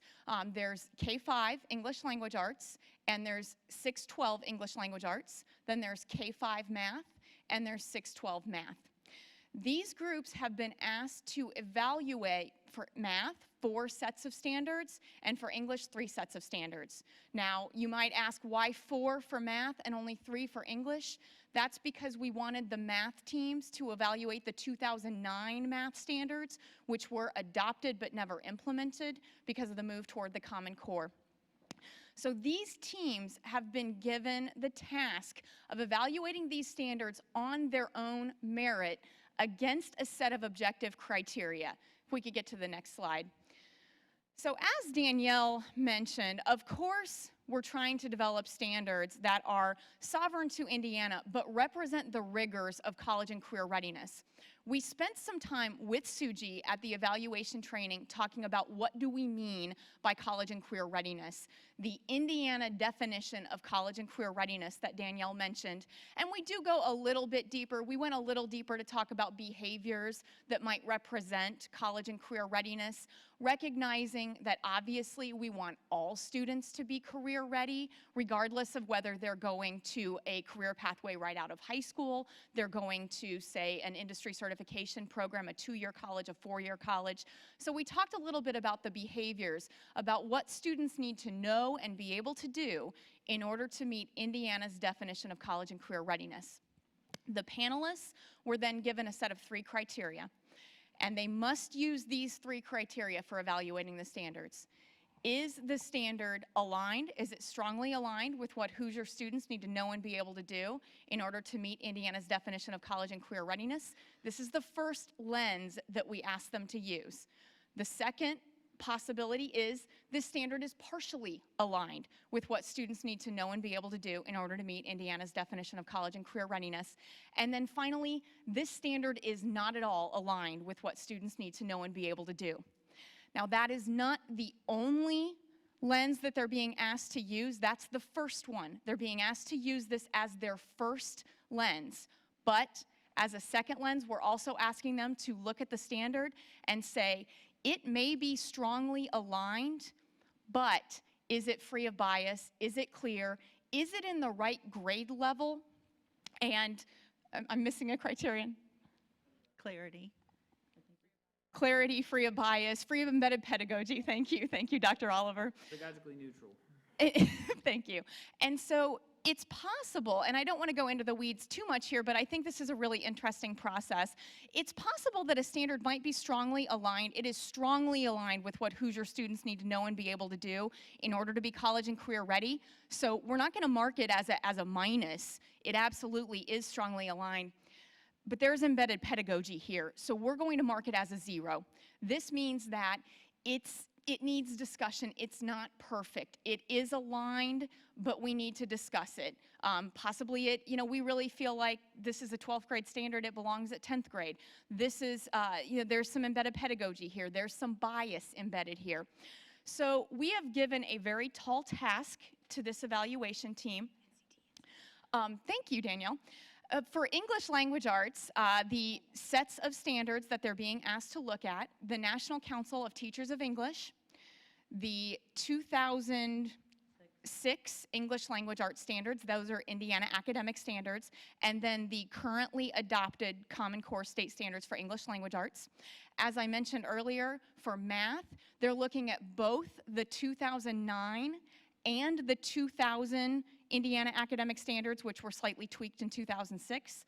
They are also looking at the National Council of Teachers of Mathematics standards, and then they are looking at the Common Core state standards for math. As part of this review, they're being asked, again, to take each standard on its merit and rate it, whether it's strongly aligned, partially aligned, not at all aligned. And then secondly, and that 2-part step is really, really important to understand. That first part is it aligned? We need standards that are going to make Hoosier students college and career ready. The second part is then looking at that embedded language. They have been asked to return their forms to us electronically by February 10th. So you can do the math in your head and you can think of just how hard these people are working. They're doing this work on their own time, and so it's greatly appreciated. They all recognize, and many of them came up to us after the end of the training to say just how important this work was and just how excited they were to be part of it. Once they have finished their evaluations, we will be compiling the results together, and we will have a 2-day reconciliation process. Talk a little bit about the reconciliation process. When you have identified standards that are minuses, when you have a consensus, so we are looking for consensus evaluation here. You have a group of 5, just because one of them said, I think this is a minus, if 4 say that it's a plus, it becomes a plus. If 4 out of 5 say that it's a minus, it becomes a minus. If there's disagreement, it becomes a 0 and it's up for discussion. At the reconciliation process, we will be going through this evaluation that was done by the groups. We'll be spending the bulk of our time talking about those standards that were zeros and coming to consensus in our groups. And the final product that will come out of Reconciliation Day on Valentine's Day, Danielle said she's going to have candy hearts at the table for everyone, is a draft, may I say again, draft set of Indiana College and Career Ready standards. It's very important that I say it's a draft set. Not to say that the work of these evaluation panels and the previous technical and advisory review is not extremely important, but this is a draft set because there's still more steps. Once the draft set has been created, it will go back to the College and Career Ready panel for review. They will be asked to review it and say, indeed, does this meet Indiana's definition of college and career ready? Is this what, in your expertise as representing Hoosier institutions of higher education and Hoosier workplaces, does this represent what Hoosier students need to know and be able to do? Perhaps even more importantly, the standards will go for public comment. At the public comment, it will be a multi-week online process. We will be soliciting input from multiple stakeholders, multiple voices, to give us very, very specific feedback, even down to the standard level, to say, you know, I feel that there's bias in this standard. I feel that this standard is not aligned with Indiana's definition of college and career readiness. I feel that there's embedded pedagogy in this standard. We will be asking for suggestions. We will also have 3 public meetings. The public meetings will be held the week of February 24th. We've just confirmed the locations of those, so we'll be February 24th in Sellersburg. We will be February 25th in Indianapolis, and we will be February 26th in Plymouth, Indiana. We will be holding these meetings from 3 p.m. to 7 p.m. I know that's a different time from when we usually do public hearings, but we recognize that teachers, principals, superintendents, guidance counselors, they have a busy day during the day, and we want them to be able to come out after school and to be able to talk about the standards. We also want parents who might work during the day to be able to come out, and we want business people who work during the day to be able to come out. Now, once that entire process has been completed, it will then again go back to the College and Career Ready panel for a final blessing. It will then go to the Education Roundtable, and then it will come back to you.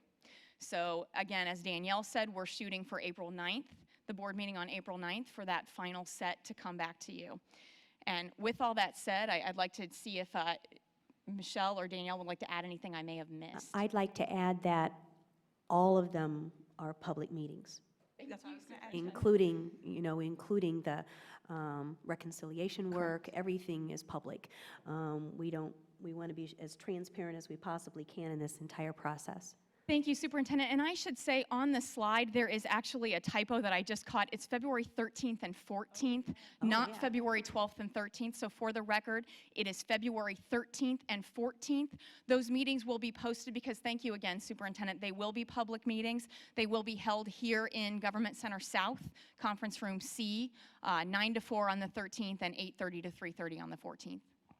And I would also add that the 3rd was open for the public, and we did have many guests in the audience with us, and we taped that in the WebEx form for the training, so we plan to put up, now that we have our locations for all our hearings, all of this on all the websites, the State Board website and ours, so everyone can see the work that's been done, the work that will take place on the 13th and 14th, as well as all the dates and locations. Do we have questions from Madam the board? Chair, I have a question Sarah? when we get to a break. Oh, is that Tony? Okay, Tony, go ahead. I'm sorry, and I'm sorry if I missed this because I'm having a little challenge hearing, but at what point will we be able to see a side-by-side comparison of the proposed standards and the current Common Core standards? They're talking about the drafts. Sure. I guess at this point, so once the evaluation is complete, so if you can imagine in your mind, I keep picturing Molly and her hands. So when the teams come back for reconciliation and we look at the pluses and the minuses, we will be moving forth a standard set, a standard. So let's take first grade number sense. We're not going to have multiple languages for first grade number sense. We're going to have the best of the 4 sets they evaluated. So that, or more, that might come from the NCTM language, that might come from the current set of the Common Core language, it might come from the 2009 math language. So an actual comparison, as Dr. Walker is talking about, would be, I don't know that that's something we were considering doing. We could, you can have the draft and you can go back and look at the current standards. Sure. Actually, we will be doing that as part of the instructional guidance that we provide to teachers, so that we can do comparisons and help them know what would change in terms of the expectations. So I guess Tony Walker is asking, will the board be able to see almost like red line copy, so to speak, of here's first grade standards and now here's the first grade standards? Sure. I mean, I don't see why not. We actually will have those published on the web. Okay, but what we're going to be presenting are the drafts. What will the public be seeing at the hearings? I just clarified with Michelle. So for what he's suggesting, that wouldn't typically happen by the April board meeting, but if that's what the request is, we certainly could work on that. Michelle's response was, after the fact, certainly the field needed to know where things have changed. So we certainly would be doing a lot of work post-adoption of the standards. But we could certainly do something like he's suggesting pre-April, if that would help. It's a tight window. We're going to be taking this to the Education Roundtable. The draft, the public hearings, and all those things will close. But if we think that's, I'm sure we can get that done. Brad? I just want to make a couple quick comments, because I've heard people talking, particularly as Senate Bill 91's been moving through. And I would just say this, I really appreciate the department and the board staff working together, bringing into alignment a desire to see subject matter experts do the process. Now we've got a good process. I think we've got a legitimate process. Now we've got to let them do the process. And I say that because I hear folks that advocate for Common Core say, you're just rebranding it. Well, that's not fair, and it's really not true, and it takes away from the exhaustive nature of the process you just outlined. I hear folks that are against Common Core say, well, don't just put lipstick on it.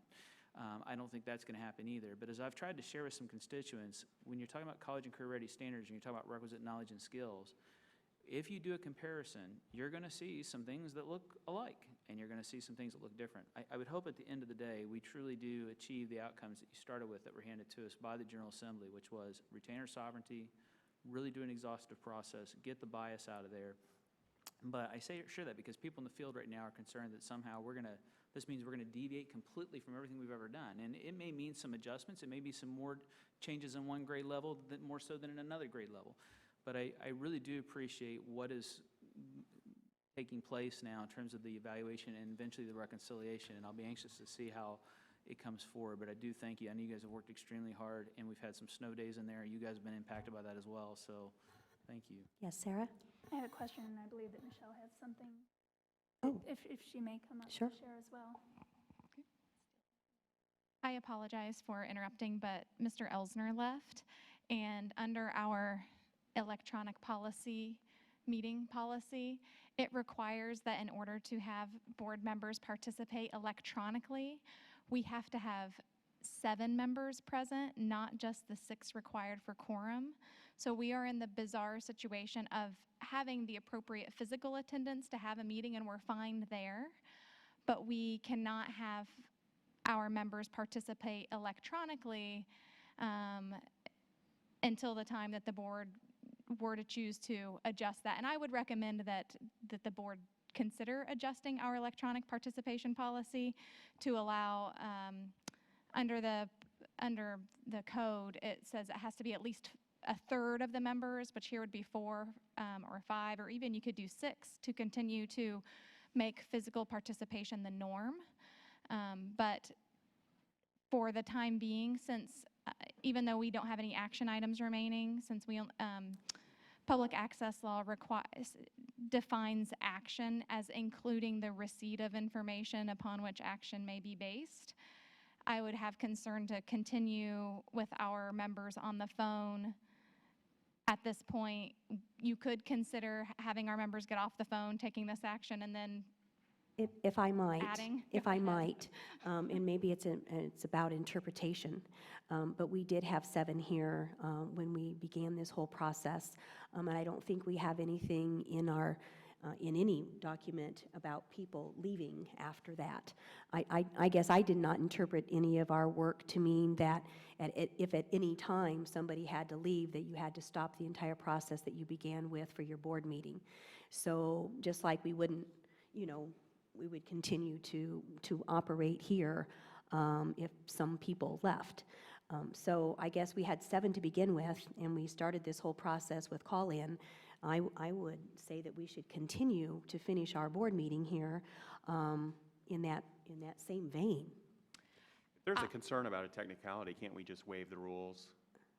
What I would recommend doing, and it would only take a couple of minutes, I think, would be to go ahead and take a very, obviously up to the chair and the members, but I do have pause. I just would hate to get accused of any kind of violation, to adjust that electronic participation document and just switch it to 6. You all could discuss it if you want to make it an action item, take action, not allow the members on the phone to vote, and then you would be fine.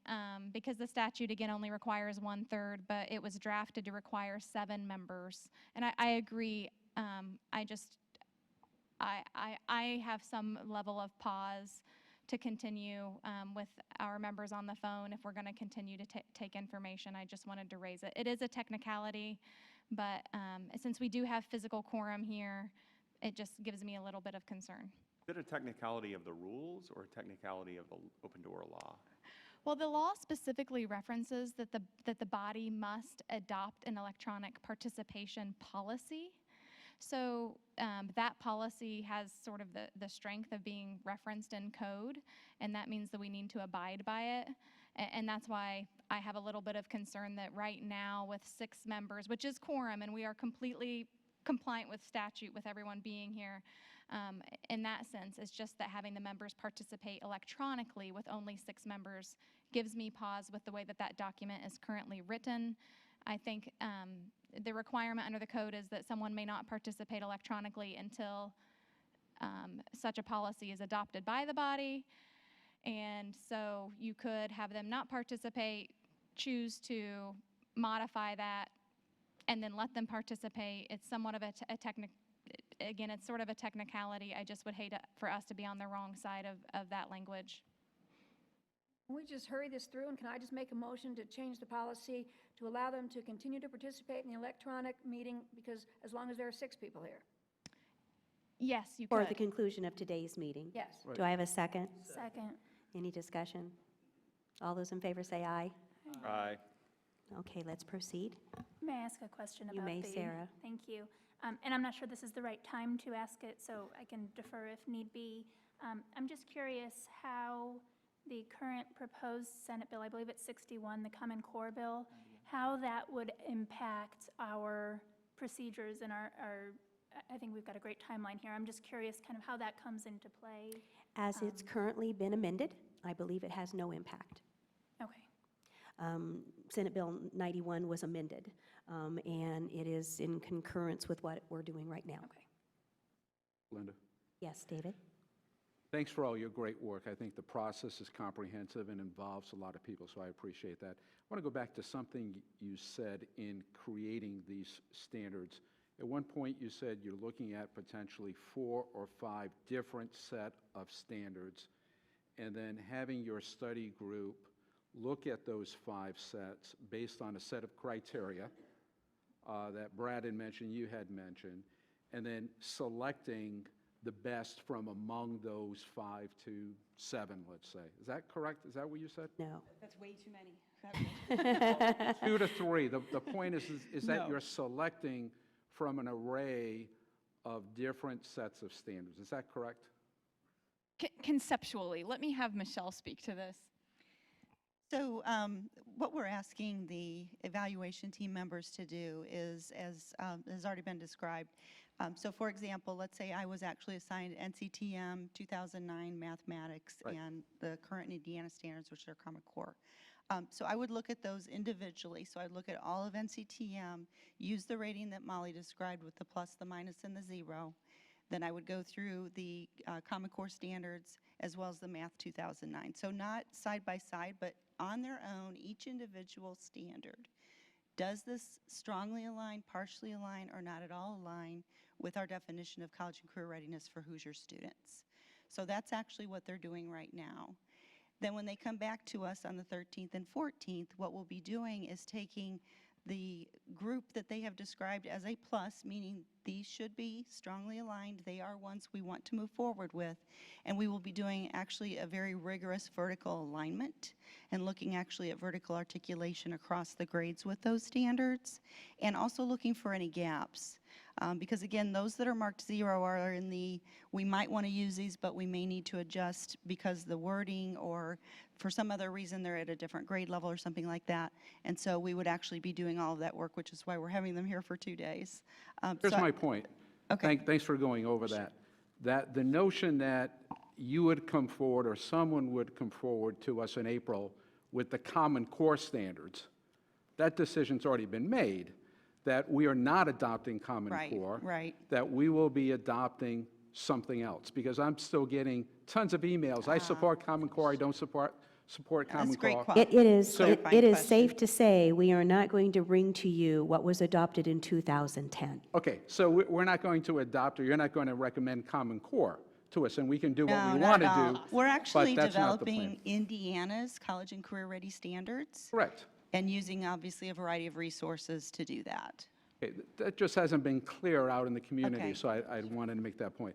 Second point, in the interest of transparency, and it was similar to what another board member asked, and my question is, in regard to the ones that you're discounting, you're throwing out, it doesn't meet the new set of standards. Sometimes it's important to take a look at those, what was thrown out, and the reason why. And I think you laid out 4 criteria that you're going to use. And I could envision you could very simply list all the standards that were thrown out and have an indicator of which criterion you use to eliminate that. Definitely. And I think that would address a number of questions about side-by-side and so forth. If you just had that on a sheet before you do the public testimony, then people could direct their comments to particular standards, and you would have the criteria listed there, and you could explain why it was eliminated.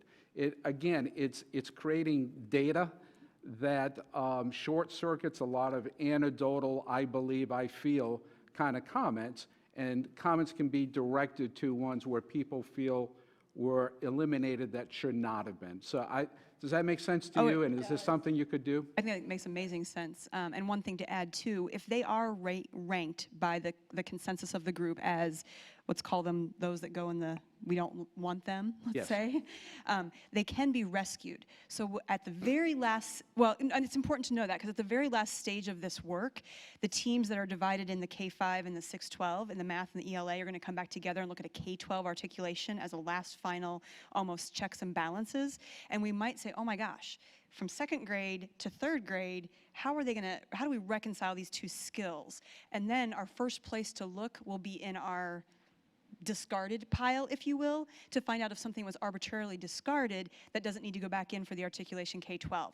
So we ultimately will be looking at them a little bit further, and we can certainly do what you suggested. I think that's great work.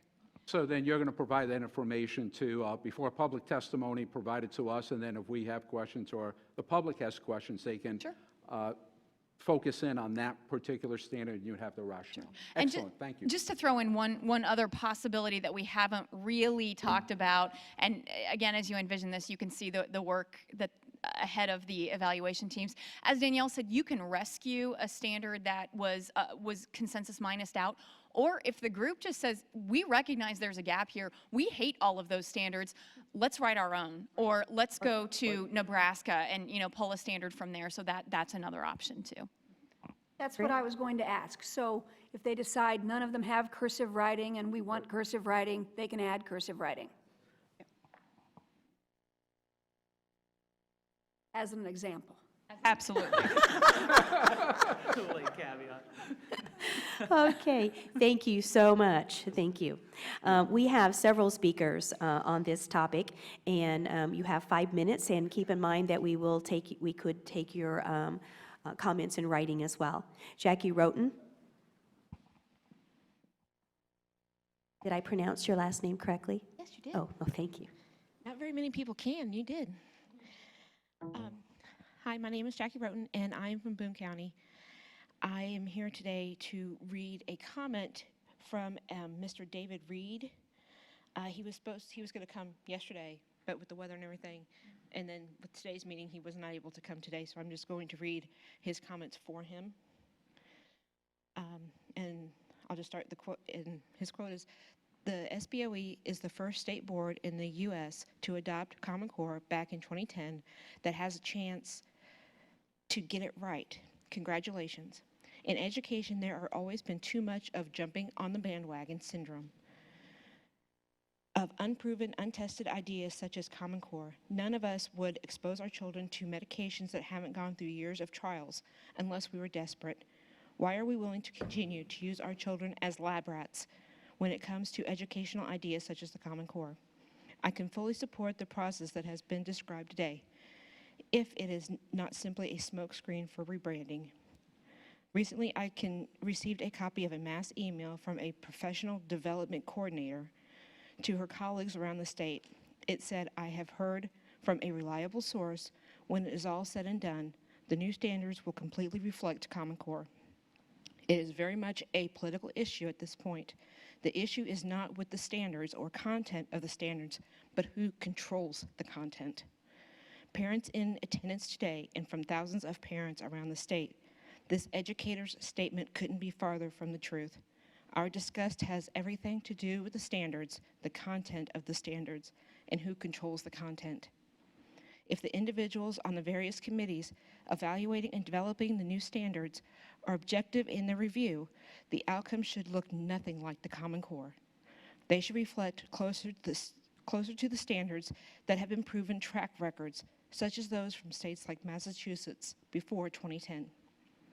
We are counting on you, the SBOE, to be vigilant in your oversight to make certain the new standards are, as the governor stated, uncommonly high standards written by Hoosiers for Hoosiers. Thank you for allowing me to comment. David Reed. Thank you very much. Next speaker is Debbie Ketron.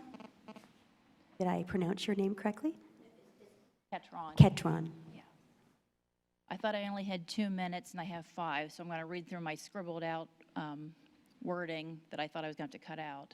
Thank you, Superintendent Ritz and State Board of Education members. My name is Debbie Ketron, and I represent the Indiana Association of Home Educators.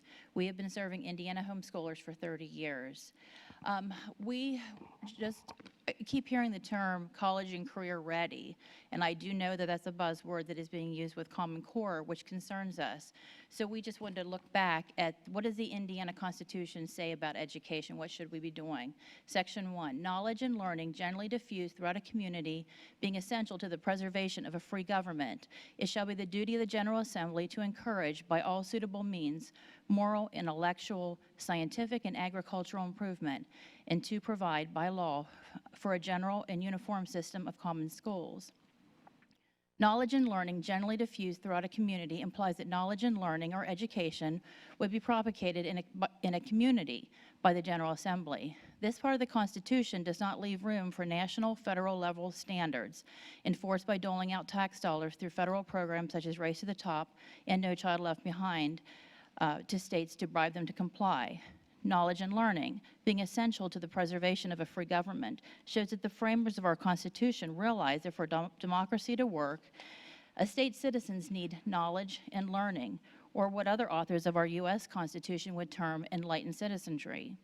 It continues to say that the General Assembly is to encourage moral, intellectual, scientific, and agricultural improvement. The goal of our education, according to our Constitution, is not to provide education that prepares students for college and career, but a well-rounded education that was essential for the preservation of a free government. This type of education goes well beyond preparing someone to go to college or for a career. This requires classical studies of logic, rhetoric, government, and economics. The General Assembly is also to encourage moral and intellectual improvement that goes beyond college and career ready and enlightens citizens. We have a little bit of just concern. We hear that we want to have protect state sovereignty, but we need to meet the requirements of the No Child Left Behind waiver. And to me, I don't know how that can be reconciled, because the waiver To get that, we're basically agreeing to whatever the federal government wants us to do. And I just having a really hard time wrapping my brain around how that would work. Indiana does not have to use Common Core to receive funding from the Race to the Top program or a waiver from No Child Left Behind. And there are several different instances that we can do that we can get out of that, and it's not as onerous as once was thought. The American Principles Project has a paper written on that to explain that. If enough states reject Common Core and develop their own standards, nationalized tests, including SAT, ACT, and GED, will have to return to their former tests that were not based on just one set of standard. Texas, Virginia, Nebraska have never implemented Common Core. Just yesterday, there were articles showing that New York and Tennessee are seeking to pause Common Core for 2 years. Indiana should be a leader, and others are going to follow us. The other thing that we are concerned about as homeschoolers is that and I'm glad to hear you say that we're not using Common Core. And like I said, we've seen so many articles in the paper and on the internet of so many states that really are just repackaging Common Core. And that is what our concern is, and that's what we're just looking to see with that comparison. I'm glad there's going to be a side-by-side comparison.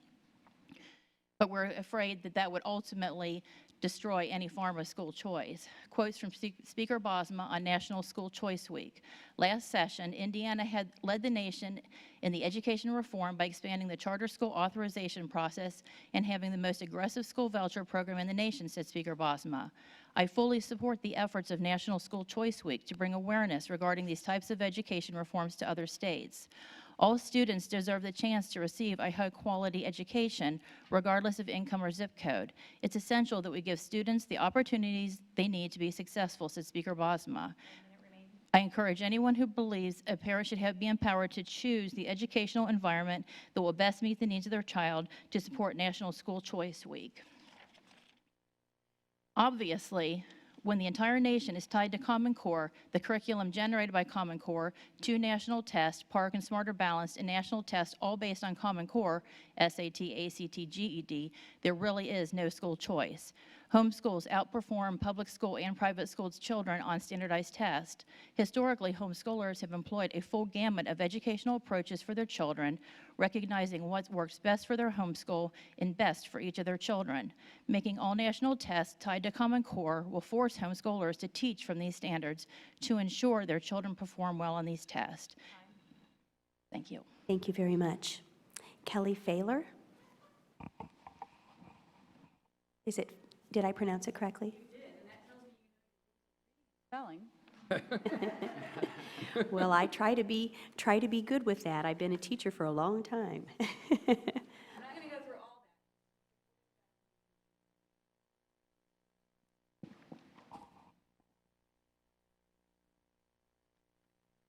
that. You'll have to excuse me. I'm going to read my notes. I didn't memorize them. The idea that Indiana would cede any measure of control over our academic standards for our students is disturbing. Yet that is what this body did in 2010 with the acceptance of the Common Core state standards. It is that vote to loss of control that has us here again today recreating the wheel of good standards. Prior to 2010, Indiana already had college and career-ready standards. As proof of that, I will draw your attention to the American Diploma Project. Through the ADP, Indiana claimed success in aligning academic standards in high school with the expectations for college and workplace. We achieved this through the Core 40 Diploma Program. So, we had great college and career ready standards. We tossed those for what some say were another set of college and career-ready standards, and now we are in the process of creating a third set of college and career-ready standards. Sadly, none of these standards will solve our much-discussed crisis in education. In general, Indiana and the nation do quite well as regards education. Every year from 1910 to 2012, a larger percentage of the U.S. population graduate from high school and college. Indiana in particular has made great strides sending more and more students to post-secondary education in recent decades. Even this past fall, our NAEP scores would indicate we're making measurable strides under the Indiana academic standards. However, we also have dismal failures. In reviewing the 2012 graduation for Indiana, I see certain groups of struggling students, namely, but not limited to, Hispanic students, students learning English as a new language, special education students, and students who cannot afford to pay for school lunch. These students represent the achievement gap. Neither the Indiana academic standards nor the Common Core state standards address specifically and appropriately these groups of students. These students are like every other student in terms of what they can learn. However, where they differ is how they learn. If we have appropriate standards for addressing the issue of how these students learn, they are not effective and they need to be revisited. Unfortunately, the phrase special education has done grave damage to many very capable students who simply learn outside the box.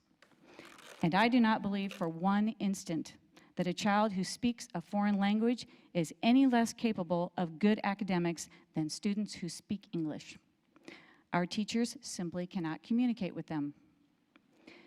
The college remediation crisis that everyone talks about is not a crisis. Those students are going to school. Professors have more jobs, and colleges and universities have more students. It is the students not addressed by standards that are a vacuum on society. Good standards are possible for all these students.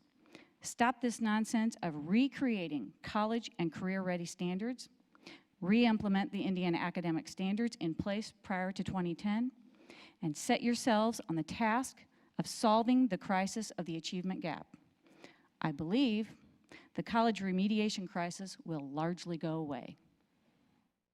Thank you very much. The next speaker is Erin Tuttle.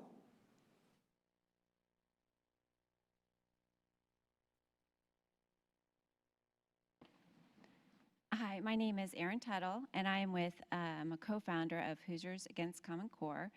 The current review process to establish new academic standards for Indiana is a welcome advancement towards improving academic performance in Indiana. It was not an easy thing for the people of Indiana to get us to this point, and I think all parties want this to be a valid, honest evaluation that produces effective changes. But in order for that to happen, careful attention should have been given to the selection of those serving on the various committees. It only seems logical to us that if a candidate for membership on any of the various committees had taken actionable steps in a public manner to stop Common Core, then they should have been immediately disqualified with the expectation of impartiality implicit. Unfortunately, it looks like a couple of red flags may have been ignored in the selection process, and some of us have concerns about that. With very little effort, I think I spent about 3 hours online, I was able to find out that 5 of the selected members actually testified in favor of the Common Core before the Indiana state legislators at the interim study committee. They weren't summoned by the legislators. They weren't asked to come there and give an opinion. It was something that they just individually felt compelled to do. 6 members of the committee have also publicly supported the Common Core by signing a petition that was circulated by business groups in Indianapolis. And in this petition, which is online at, I think it's commoncoreindiana.com, they signed this petition which basically says that they thought that any pause or any reverting to any previous standards would put our children at risk.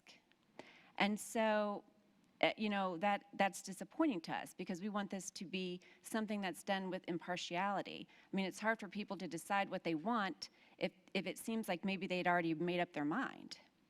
And then also, with the College and Career Ready panel, you know, they have the responsibility to certify that our standards are going to prepare students for credit-bearing math and English coursework without any remediation. And so, you know, it would seem imperative that we actually had people who taught those courses to properly say whether or not the standards would make students ready.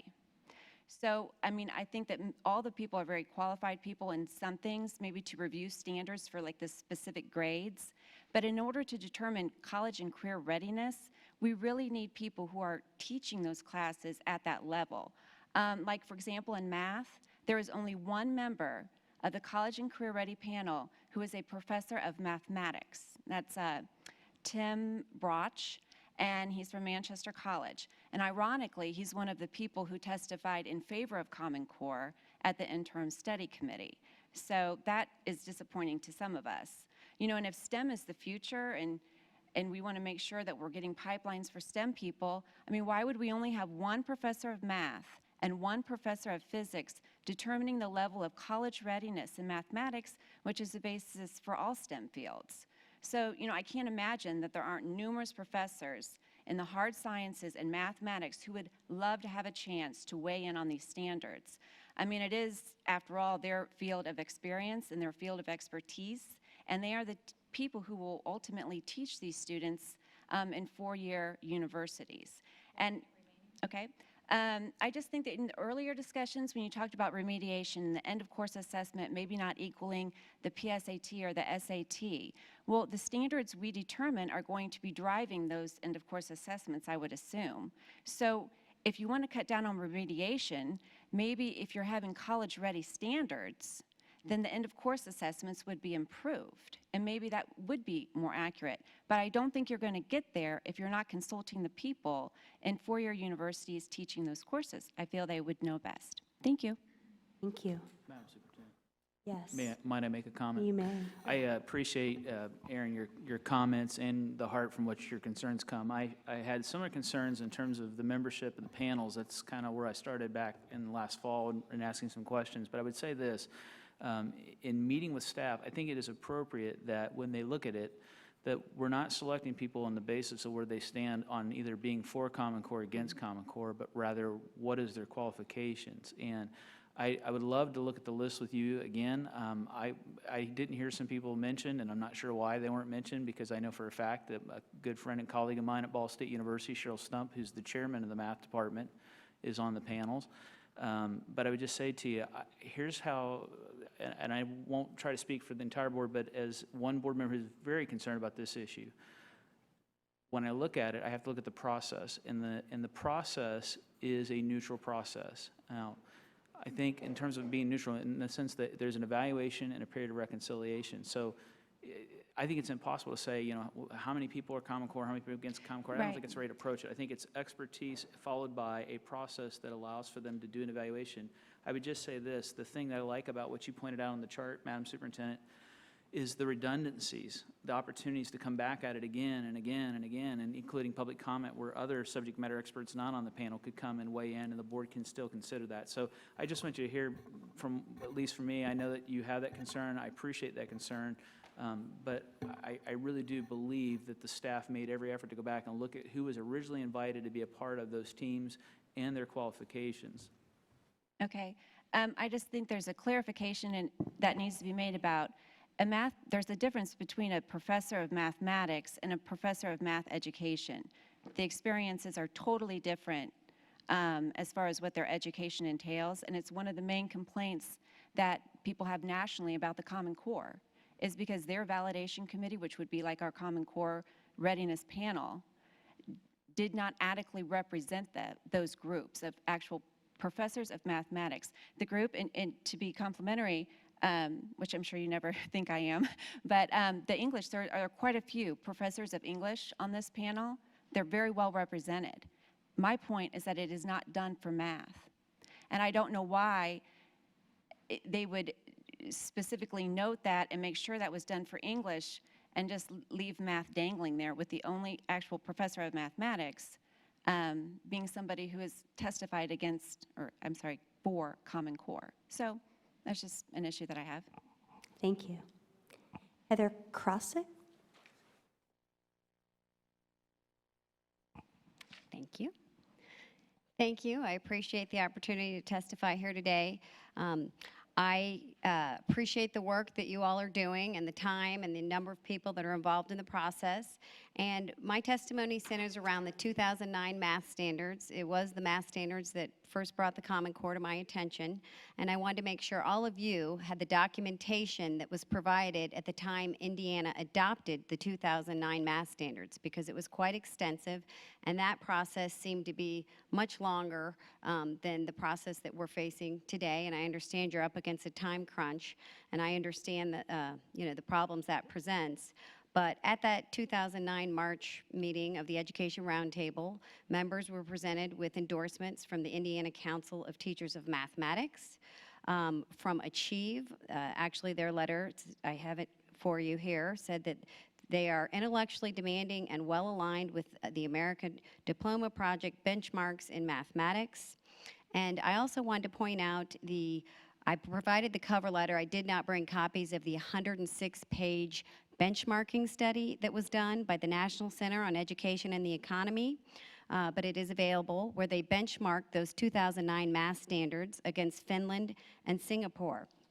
And what they found is that those standards, they said Indiana and the high-performing comparison countries have compiled high-quality, rigorous standards. We found that Indiana's curriculum encompasses the quality and scope of learning that all good mathematicians require.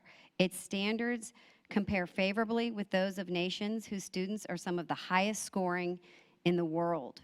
They went on to say that their report presents the research and findings of subject matter experts, renowned educators, and world-class researchers in the field of mathematics. And I think that's important, and as Aaron pointed out, there is a distinction between mathematics professors and those with degrees in mathematics education.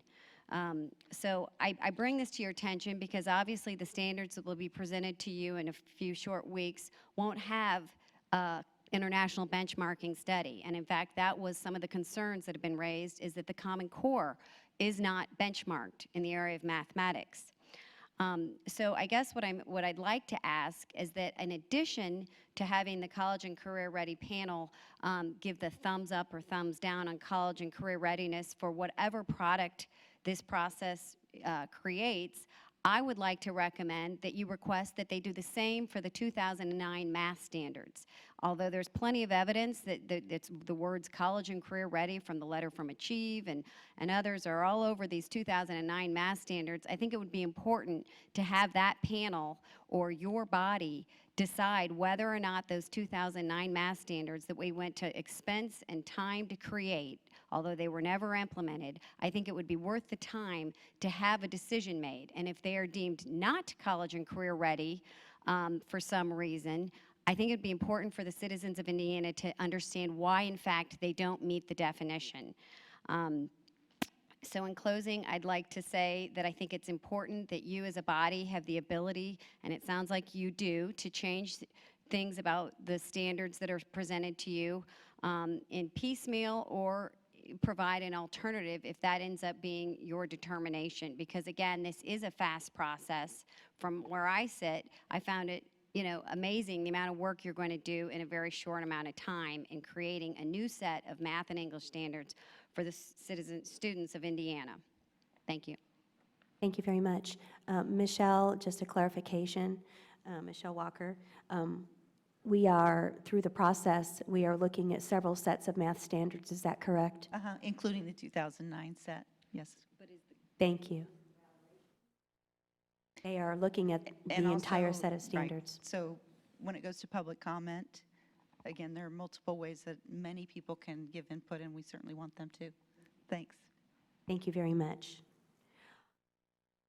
Okay, I think we're ready to move on to our next topic of discussion. Gary Community Schools and Edison Learning Operations Maintenance and Repair Agreement Update. I am here to report. Tony, are you still on the line? Tony Walker? Hello? Oh, yay, okay. I was going to say, we're to your main topic, so I want to be sure that you're there. We are beginning our conversation and discussion regarding Gary Community Schools and Edison Learning Operations Maintenance and Repair Agreement Update. You did receive a copy of the agreement between the Edison Schools and the Gary School Community Corporation regarding a signed document. And so we are proceeding with that document about the maintenance of. However, as a result of the very bad weather conditions, we have students in a building that is less than conducive perhaps to learning. And so there are concerns that have been brought forth to the State Board of Education since the State Board of Education has actually deemed Roosevelt High School to be a takeover school, and Edison being hired to actually run that school. So several things have occurred. Tony Walker and I were actually at the building, touring the building last Friday. I was invited by Edison some time ago to just come and visit their programming, and just so happened that we were there to not only visit the building and see the conditions of the building, but actually to see the programming that was going on as well.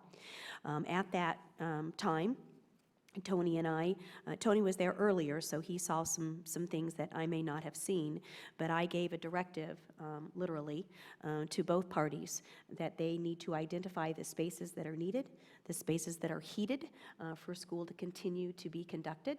Both parties have begun that process. Edison indicated they needed 45 classroom spaces, there was an analysis done on Sunday by the Gary School Corporations, and there are actually 59 spaces available, classroom spaces, that are heated and capable of holding class. I believe that Edison has been attending school, and that the areas are heated and continuing to be evaluated. The concern that Tony Walker brought to my attention was probably, is a concern that's an extension of that, and that would be mold. That we do have areas of the building because of water breaks and line breaks, pipes, that we have mold, particularly in areas that are not being used. And we want to make sure that the students are in a safe building. And so that's where we'll begin our conversation, I guess. And so, Tony, I'll let you make your comments.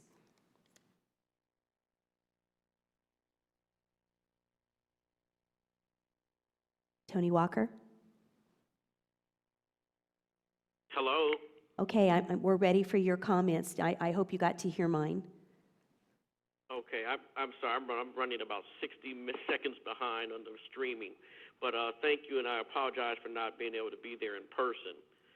But as you all are aware, our region has been visited several times in the last couple months by several polar vortices, and it's wreaked havoc on Roosevelt College and Career Academy, which is one of the schools under our governance pursuant to the takeover. And in fact, we're in the middle of one now. It's supposed to be 4 degrees below zero here tonight with 15 degrees below zero wind chills.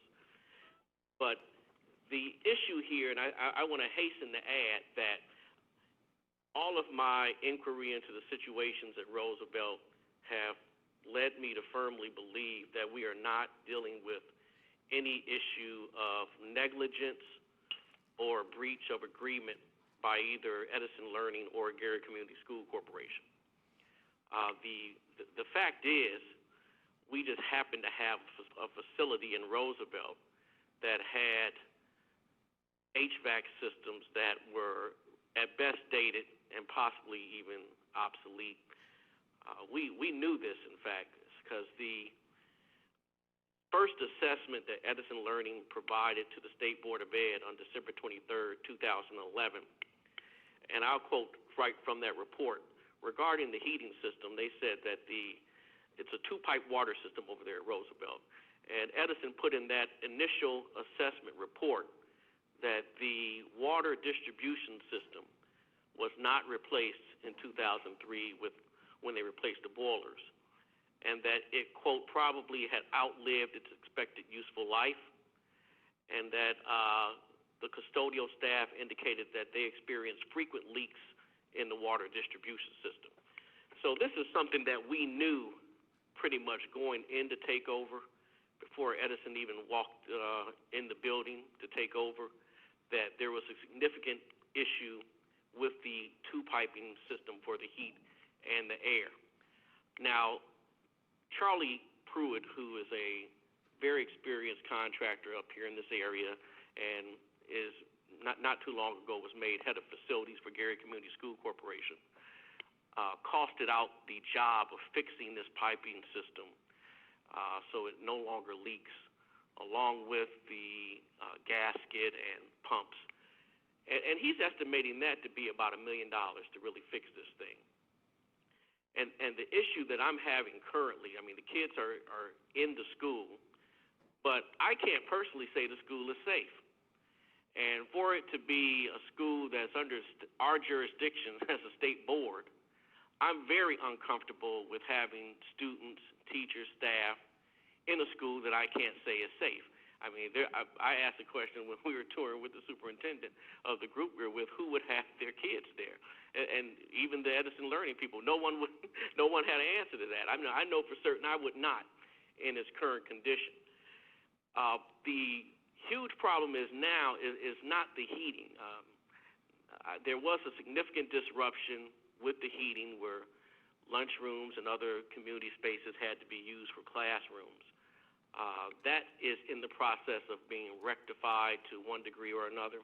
I don't think they'll get it fully up to capacity, but it didn't start out that way. The problem I have now that I see is the health problem.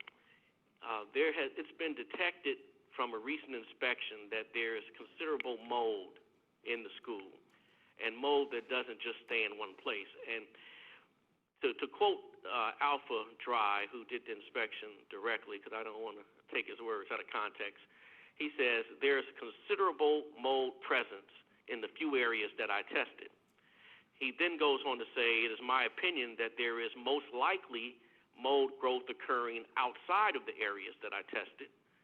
And then he says there's a risk that other uninspected areas possibly containing mold could penetrate any areas remediated based solely on the tests that were taken last week. And one of the issues they're having is the pipes are in the ceilings and in the floors that are leaking. And they're also in proximity to the HVAC system. So the mold spores could actually be wafting through the building. It's no way of saying right now how widespread it is. There's no way of saying that it's contained in any particular area. There's no way of saying that mold spores aren't being pushed through the ventilation systems into areas of the building where there's not physically a leak. But in addition to that, we haven't even really solved the issue with the leaks. There are several parts of the building where the piping system is still leaking and even puddling around in the boiler room, around electrical equipment, all of which is making for a situation that is pretty untenable. I mean, as most of you all know, I do this kind of work professionally as far as representing plaintiffs in lawsuits for premises liability and this type of matter. And we're in a precarious situation here because we have exercised jurisdiction over this school. Now, granted, we have contracted out the day-to-day operations of the school to Edison Learning, but that does not relieve us of our duty to making sure that the kids and people in that school are safe. Right now, we have assumed responsibility for that by taking over that school. And we've done so knowing that the school had these issues going in. So I don't know what exactly is going to need to be done. But what I do know is Gary Community School Corporation doesn't have any money.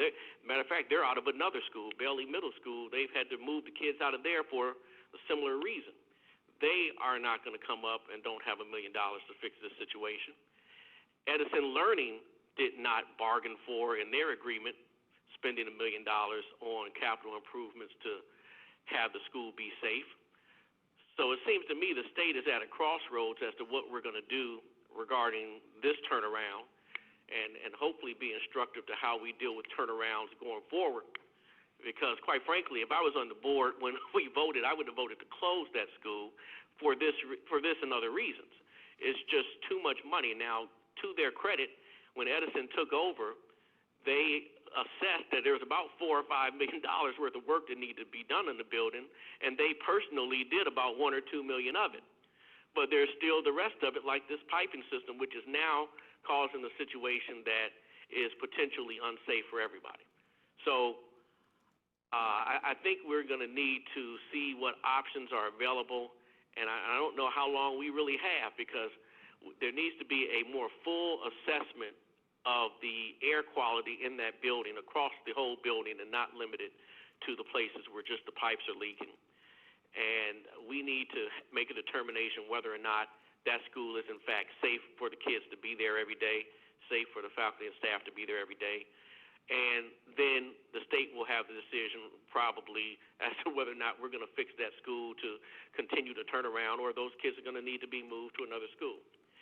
So that's pretty much what I have to say and report on, but I would just impress upon us that while it's easy to think about that as a Gary Community School Corporation problem or Edison Learning problem, right now I see it more as a state problem, because that is a school that we are currently governing.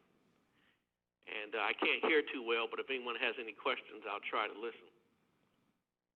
I will also add that I spoke with Cheryl Pruitt, the superintendent of Gary Community School Corporation, and she indicated that they would be doing an air quality assessment. Is that on the national? Question to me, I did not hear it at all. I'm sorry. Tony, I simply indicated that the superintendent said that they would be doing an air quality assessment as well. For the mold, be sure that it's, do an air quality assessment on the school in the areas in which the students are operating. I would add that this is a school that was built and utilized and could be utilized for up to 4,000 students. It's a very large building. Edison Learning is operating a school of about 550 students. And so the area in which they're operating currently does have heat. And there have been areas all along that have had heat. So we've done our due diligence in making sure that kids are in heated classrooms and that they are safe, and so they're going to conduct an air quality as well. But I actually concur with Tony that they're not in a good building. Are they in the areas that we've determined have mold? Or are those No, areas they are not conducting classes where the classrooms that had mold were in areas where there were actual pipe leaks. They're not utilizing those areas at all. Yes. Last night, in reviewing information, it came to us late, unless I was misreading the statute, it looks like, from the read of it, Gary Community Schools would retain responsibility for the building. And if that part of the statute, I don't know if I'm reading that right or not, but if they do, would that seemingly take us down options of ways to pay for this that are more oriented towards Gary versus, say, Edison being responsible? And that was the question I had as I was reading that, because I was reading several options last night of how we might remedy this situation, and from a standpoint of the fact there's no money available.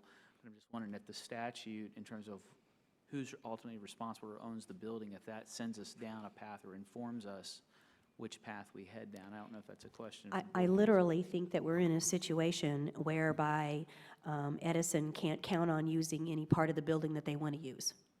That we're in a situation where we've got enough pipes that are burst, enough very, very, very old infrastructure with heating that perhaps can't even be repaired, that they'll be limited to running their operations in an area that does have heat, is clear of mold, and making sure that that's the area in which they're operating. I don't know to what extent we can close off areas of the building that should be closed off. The air quality piece is important to be done to be sure that we don't have students in any kind of unsafe situation. Tony Walker. Yes, Tony? Has left the conference. Left the conference. I actually have a meeting with Cheryl Pruitt on Monday, an extensive meeting. So we'll continue this conversation. As Tony said, there's not really been any breach that we've been talking about here of the maintenance agreements. We're dealing with a situation in which we have extremely old facility trying to be upkept during a very unusual winter. And it not only occurred in this school, but in 3 other Gary schools. So it's not a unique situation. I do know that Dr. Pruitt did ask if they wanted to relocate. Because it's not like she couldn't provide space at another building, but that has its challenges as well. So we're just continuing to look at options, but cost to fix the building in its entirety, I don't see that as something that's going to happen. I'm just reading through this and looking at standing water by electrical equipment and things like that. Has the fire inspector been in the building to even determine if it's safe for occupancy at this time, regardless of whether or not they're in specific areas? I cannot answer that question. To my knowledge, I don't know the answer to that question. I believe all that's been cleaned up that you're looking at in the pictures. And all of that's been, because the pipes burst. And when I actually saw the building, you know, we don't have the water gushing anymore. You know, things have been shut off in sections of the building. Water's been cleared away, so. I would just want to make sure structurally that we're, I mean, obviously this all needs to be Has fixed. joined the conference. Tony, do you know if the building inspector actually has gone and inspected the building? Fire inspector. Right. Tony? I'm sorry, I didn't hear the question. Yeah. Go ahead and ask again, Sarah. Hi, Tony. I was asking if we knew if the fire inspector. She asked if the building inspector had been in to inspect the building. Yes. No, not that I'm aware of.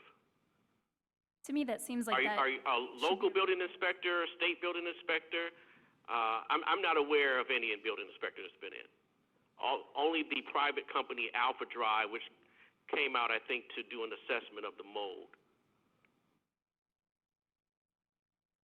I'll go ahead and just make sure that that happens. I was going to say, do we Sure. have options to make sure that that's I'll make sure mandated? if it hasn't happened, that it should Okay, happen. thank you.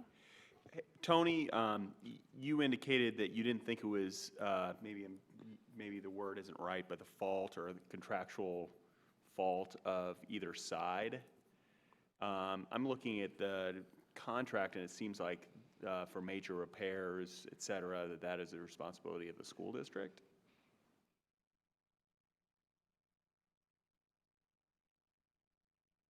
Something about a contractor. Whose contractual responsibility is it to maintain the building for major repairs, et cetera? Is that a Tony question, or is that our legal counsel? I think that's our legal counsel question. Under our current agreement with that particular school that we're actually running, who is legally responsible for building maintenance, upkeep, and safety? Michelle? Well, and that's interesting because we can argue That's right. probably till the cows come home about what constitutes maintenance. In fact, Edison and Gary Community School Corporation have been arguing till the cows came home about what constitutes maintenance. But regardless of, I mean, I think under the statute it's clear that the maintenance part is the responsibility of the school corporation. However, that does not mean that we did not assume a duty as well to the health and well-being of those kids when we took the school over. And there is room for disagreement as to whether or not maintenance equals capital rehabilitation or capital improvement, particularly when the statute limits it to where the responsibility is viewed in light of what the school corporation does to its other facilities. In the particular situation, their level of maintenance and more appropriately deferred maintenance toward Roosevelt is consistent with the level of deferred maintenance and maintenance that they're able to provide to all the other schools in the school system. And the argument will be that they meet their burden at that point, that they do not have to sort of break the bank and close other schools to try to keep Roosevelt at a functional level. They just have to provide the same level of maintenance and investment that they do to their other facilities. And I think they've done that, maybe even gone beyond that. But the system is broke. I mean, they're functionally insolvent. So to think that, I mean, and it's not just Roosevelt. They have other schools in a similar condition that probably represent possibly hazards in themselves. Fortunately, they were able to just move their kids out of Bailey Middle School into another school when they experienced the same problem. But I don't think, without trying to, represent or argue on their behalf legally, regardless of the level of commitment and investment that they make, and whether or not they've done that, does not remove our responsibility that we have now exercised jurisdiction over that school. Michelle, did you want to make a comment? No? Okay. I just will echo Tony's. I mean, the statute is relatively clear about who has the responsibility to repair and maintain. And what I might recommend is that we start to think about if the lack of repair or maintenance is due to a lack of funds, then to try to identify appropriate funds under the statutes that might be utilized to try to provide some funding. Is that a legal opinion, Andrea? or is that a sort of a suggestion that you're making to us? The statute does not provide for the state to provide funds to a school. Is that correct, for this purpose? No. Not providing a legal opinion at this point. You're going beyond a legal opinion and giving us your personal opinion. Well, I'm hearing the board talk about the problem at Edison and hearing our board member, Tony Walker, comment that the corporation does not have funds for these repairs.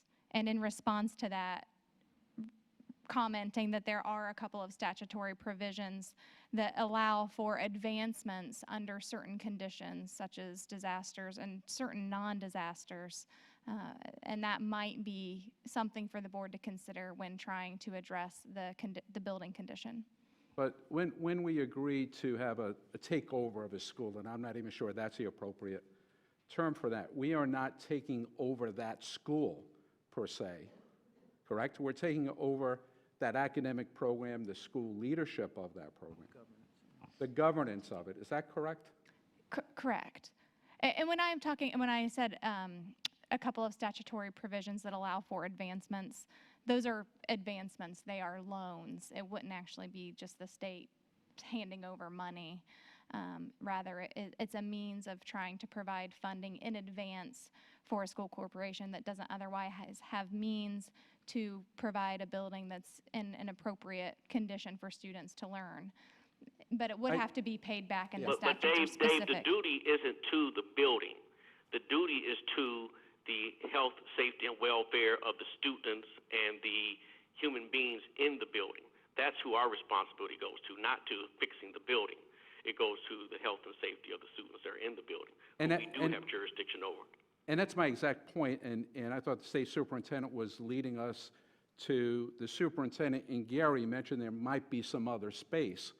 I'd rather look at that option of finding additional space than us coming in and fixing a building that maybe has been in disrepair for a number of years. We have an immediate problem. Even trying to fix the building is not going to happen overnight, but we have an immediate need of moving staff and students to a safe building. And I'd be curious, is there additional space in Gary where we can put, on a short-term basis until it's resolved, students and staff? Well, has it been determined to be unsafe? No, it hasn't yet. Because That's what we need to determine I think we need to determine that first. Correct. Okay. I just wanted to clarify also, any talk about loan advancement cannot be initiated. That would be correct, and that would be a conversation to be had with Superintendent Pruitt.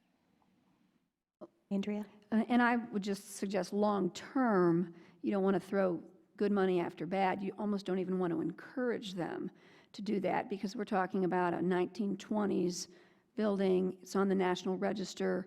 To rehab it properly, who knows, $10, $20 million, which no one has. So short term, I guess the goal is to keep them safe in a strong learning environment in that building for now, but I don't think long term it's viable to try and rehab that building. Tony, have they done a full restoration study on what it would cost to bring the full building up to standards?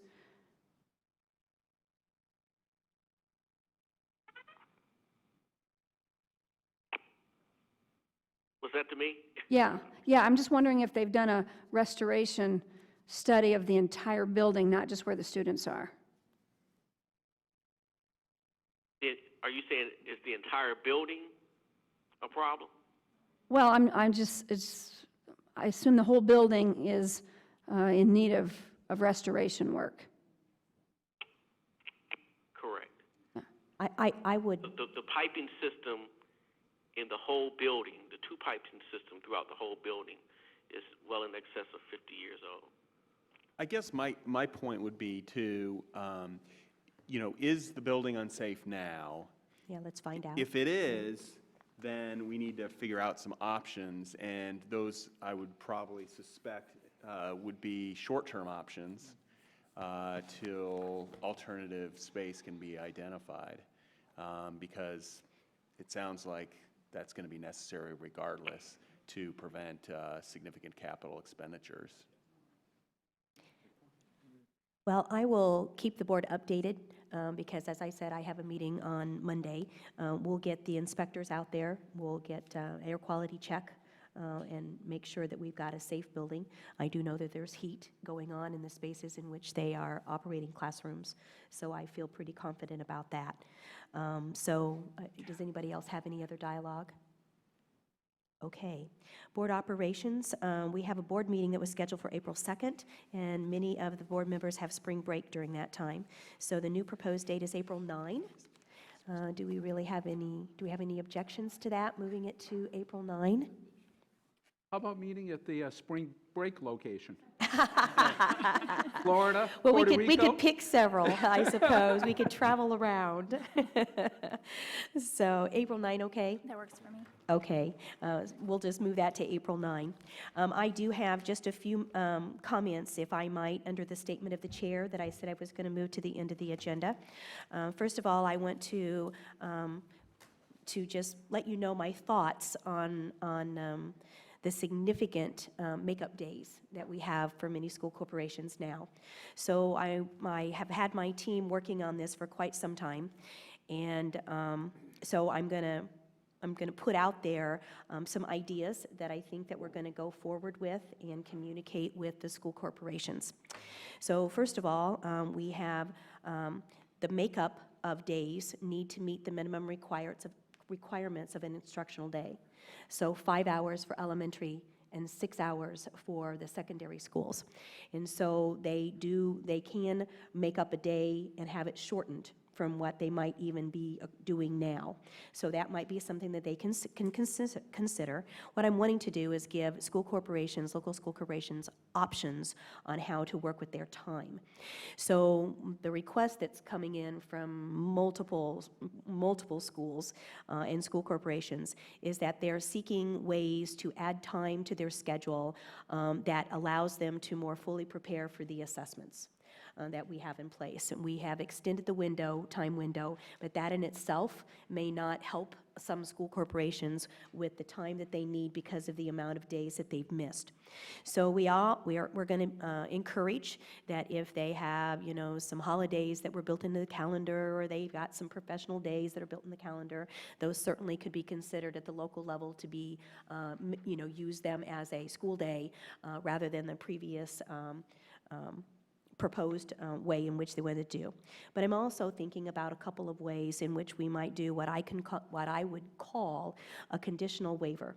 So what it would entail is that if the school corporation wanted to add full days of time to their already existing schedule, then they would waive a day. So let me give you an example. If you need 6 hours and you, at a local, was able to add that time onto days that already exist in your existing schedule, and you can add that 6 hours somewhere, then that would be worth a day that you didn't have to add on somewhere else, okay? So in other words, time for time. If you were able to do that for 2 days worth of time, then that's what you would do. You would add the time within the school structure, and then not have to add it as an actual day. You would apply for a waiver like you normally would. You wouldn't have to add an extra day. You would already have made up the time. School boards would have to approve that, of course.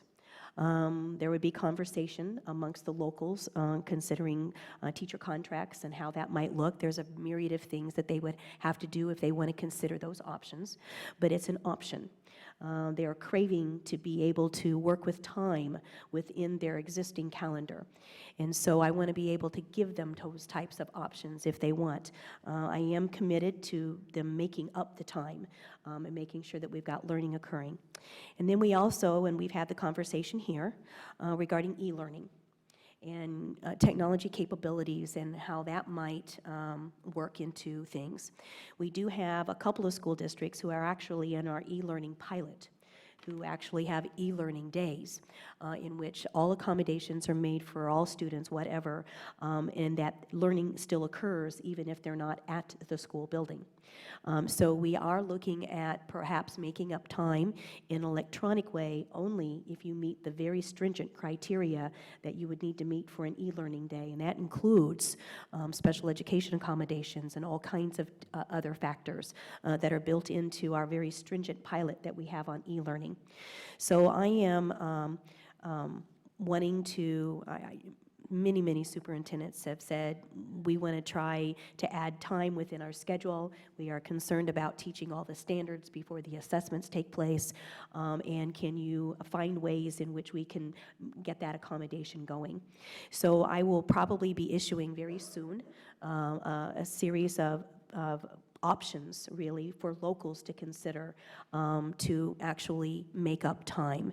And they can choose to do whatever they wish. They can put the days wherever they want. But I just want to give them options as many different ways that I possibly can. I bring it to you. I know that it's not a decision for the board, but I just wanted you to know what I was thinking and the extensive dialogue that we've been having. And if you had any comments, I would welcome those. Brad?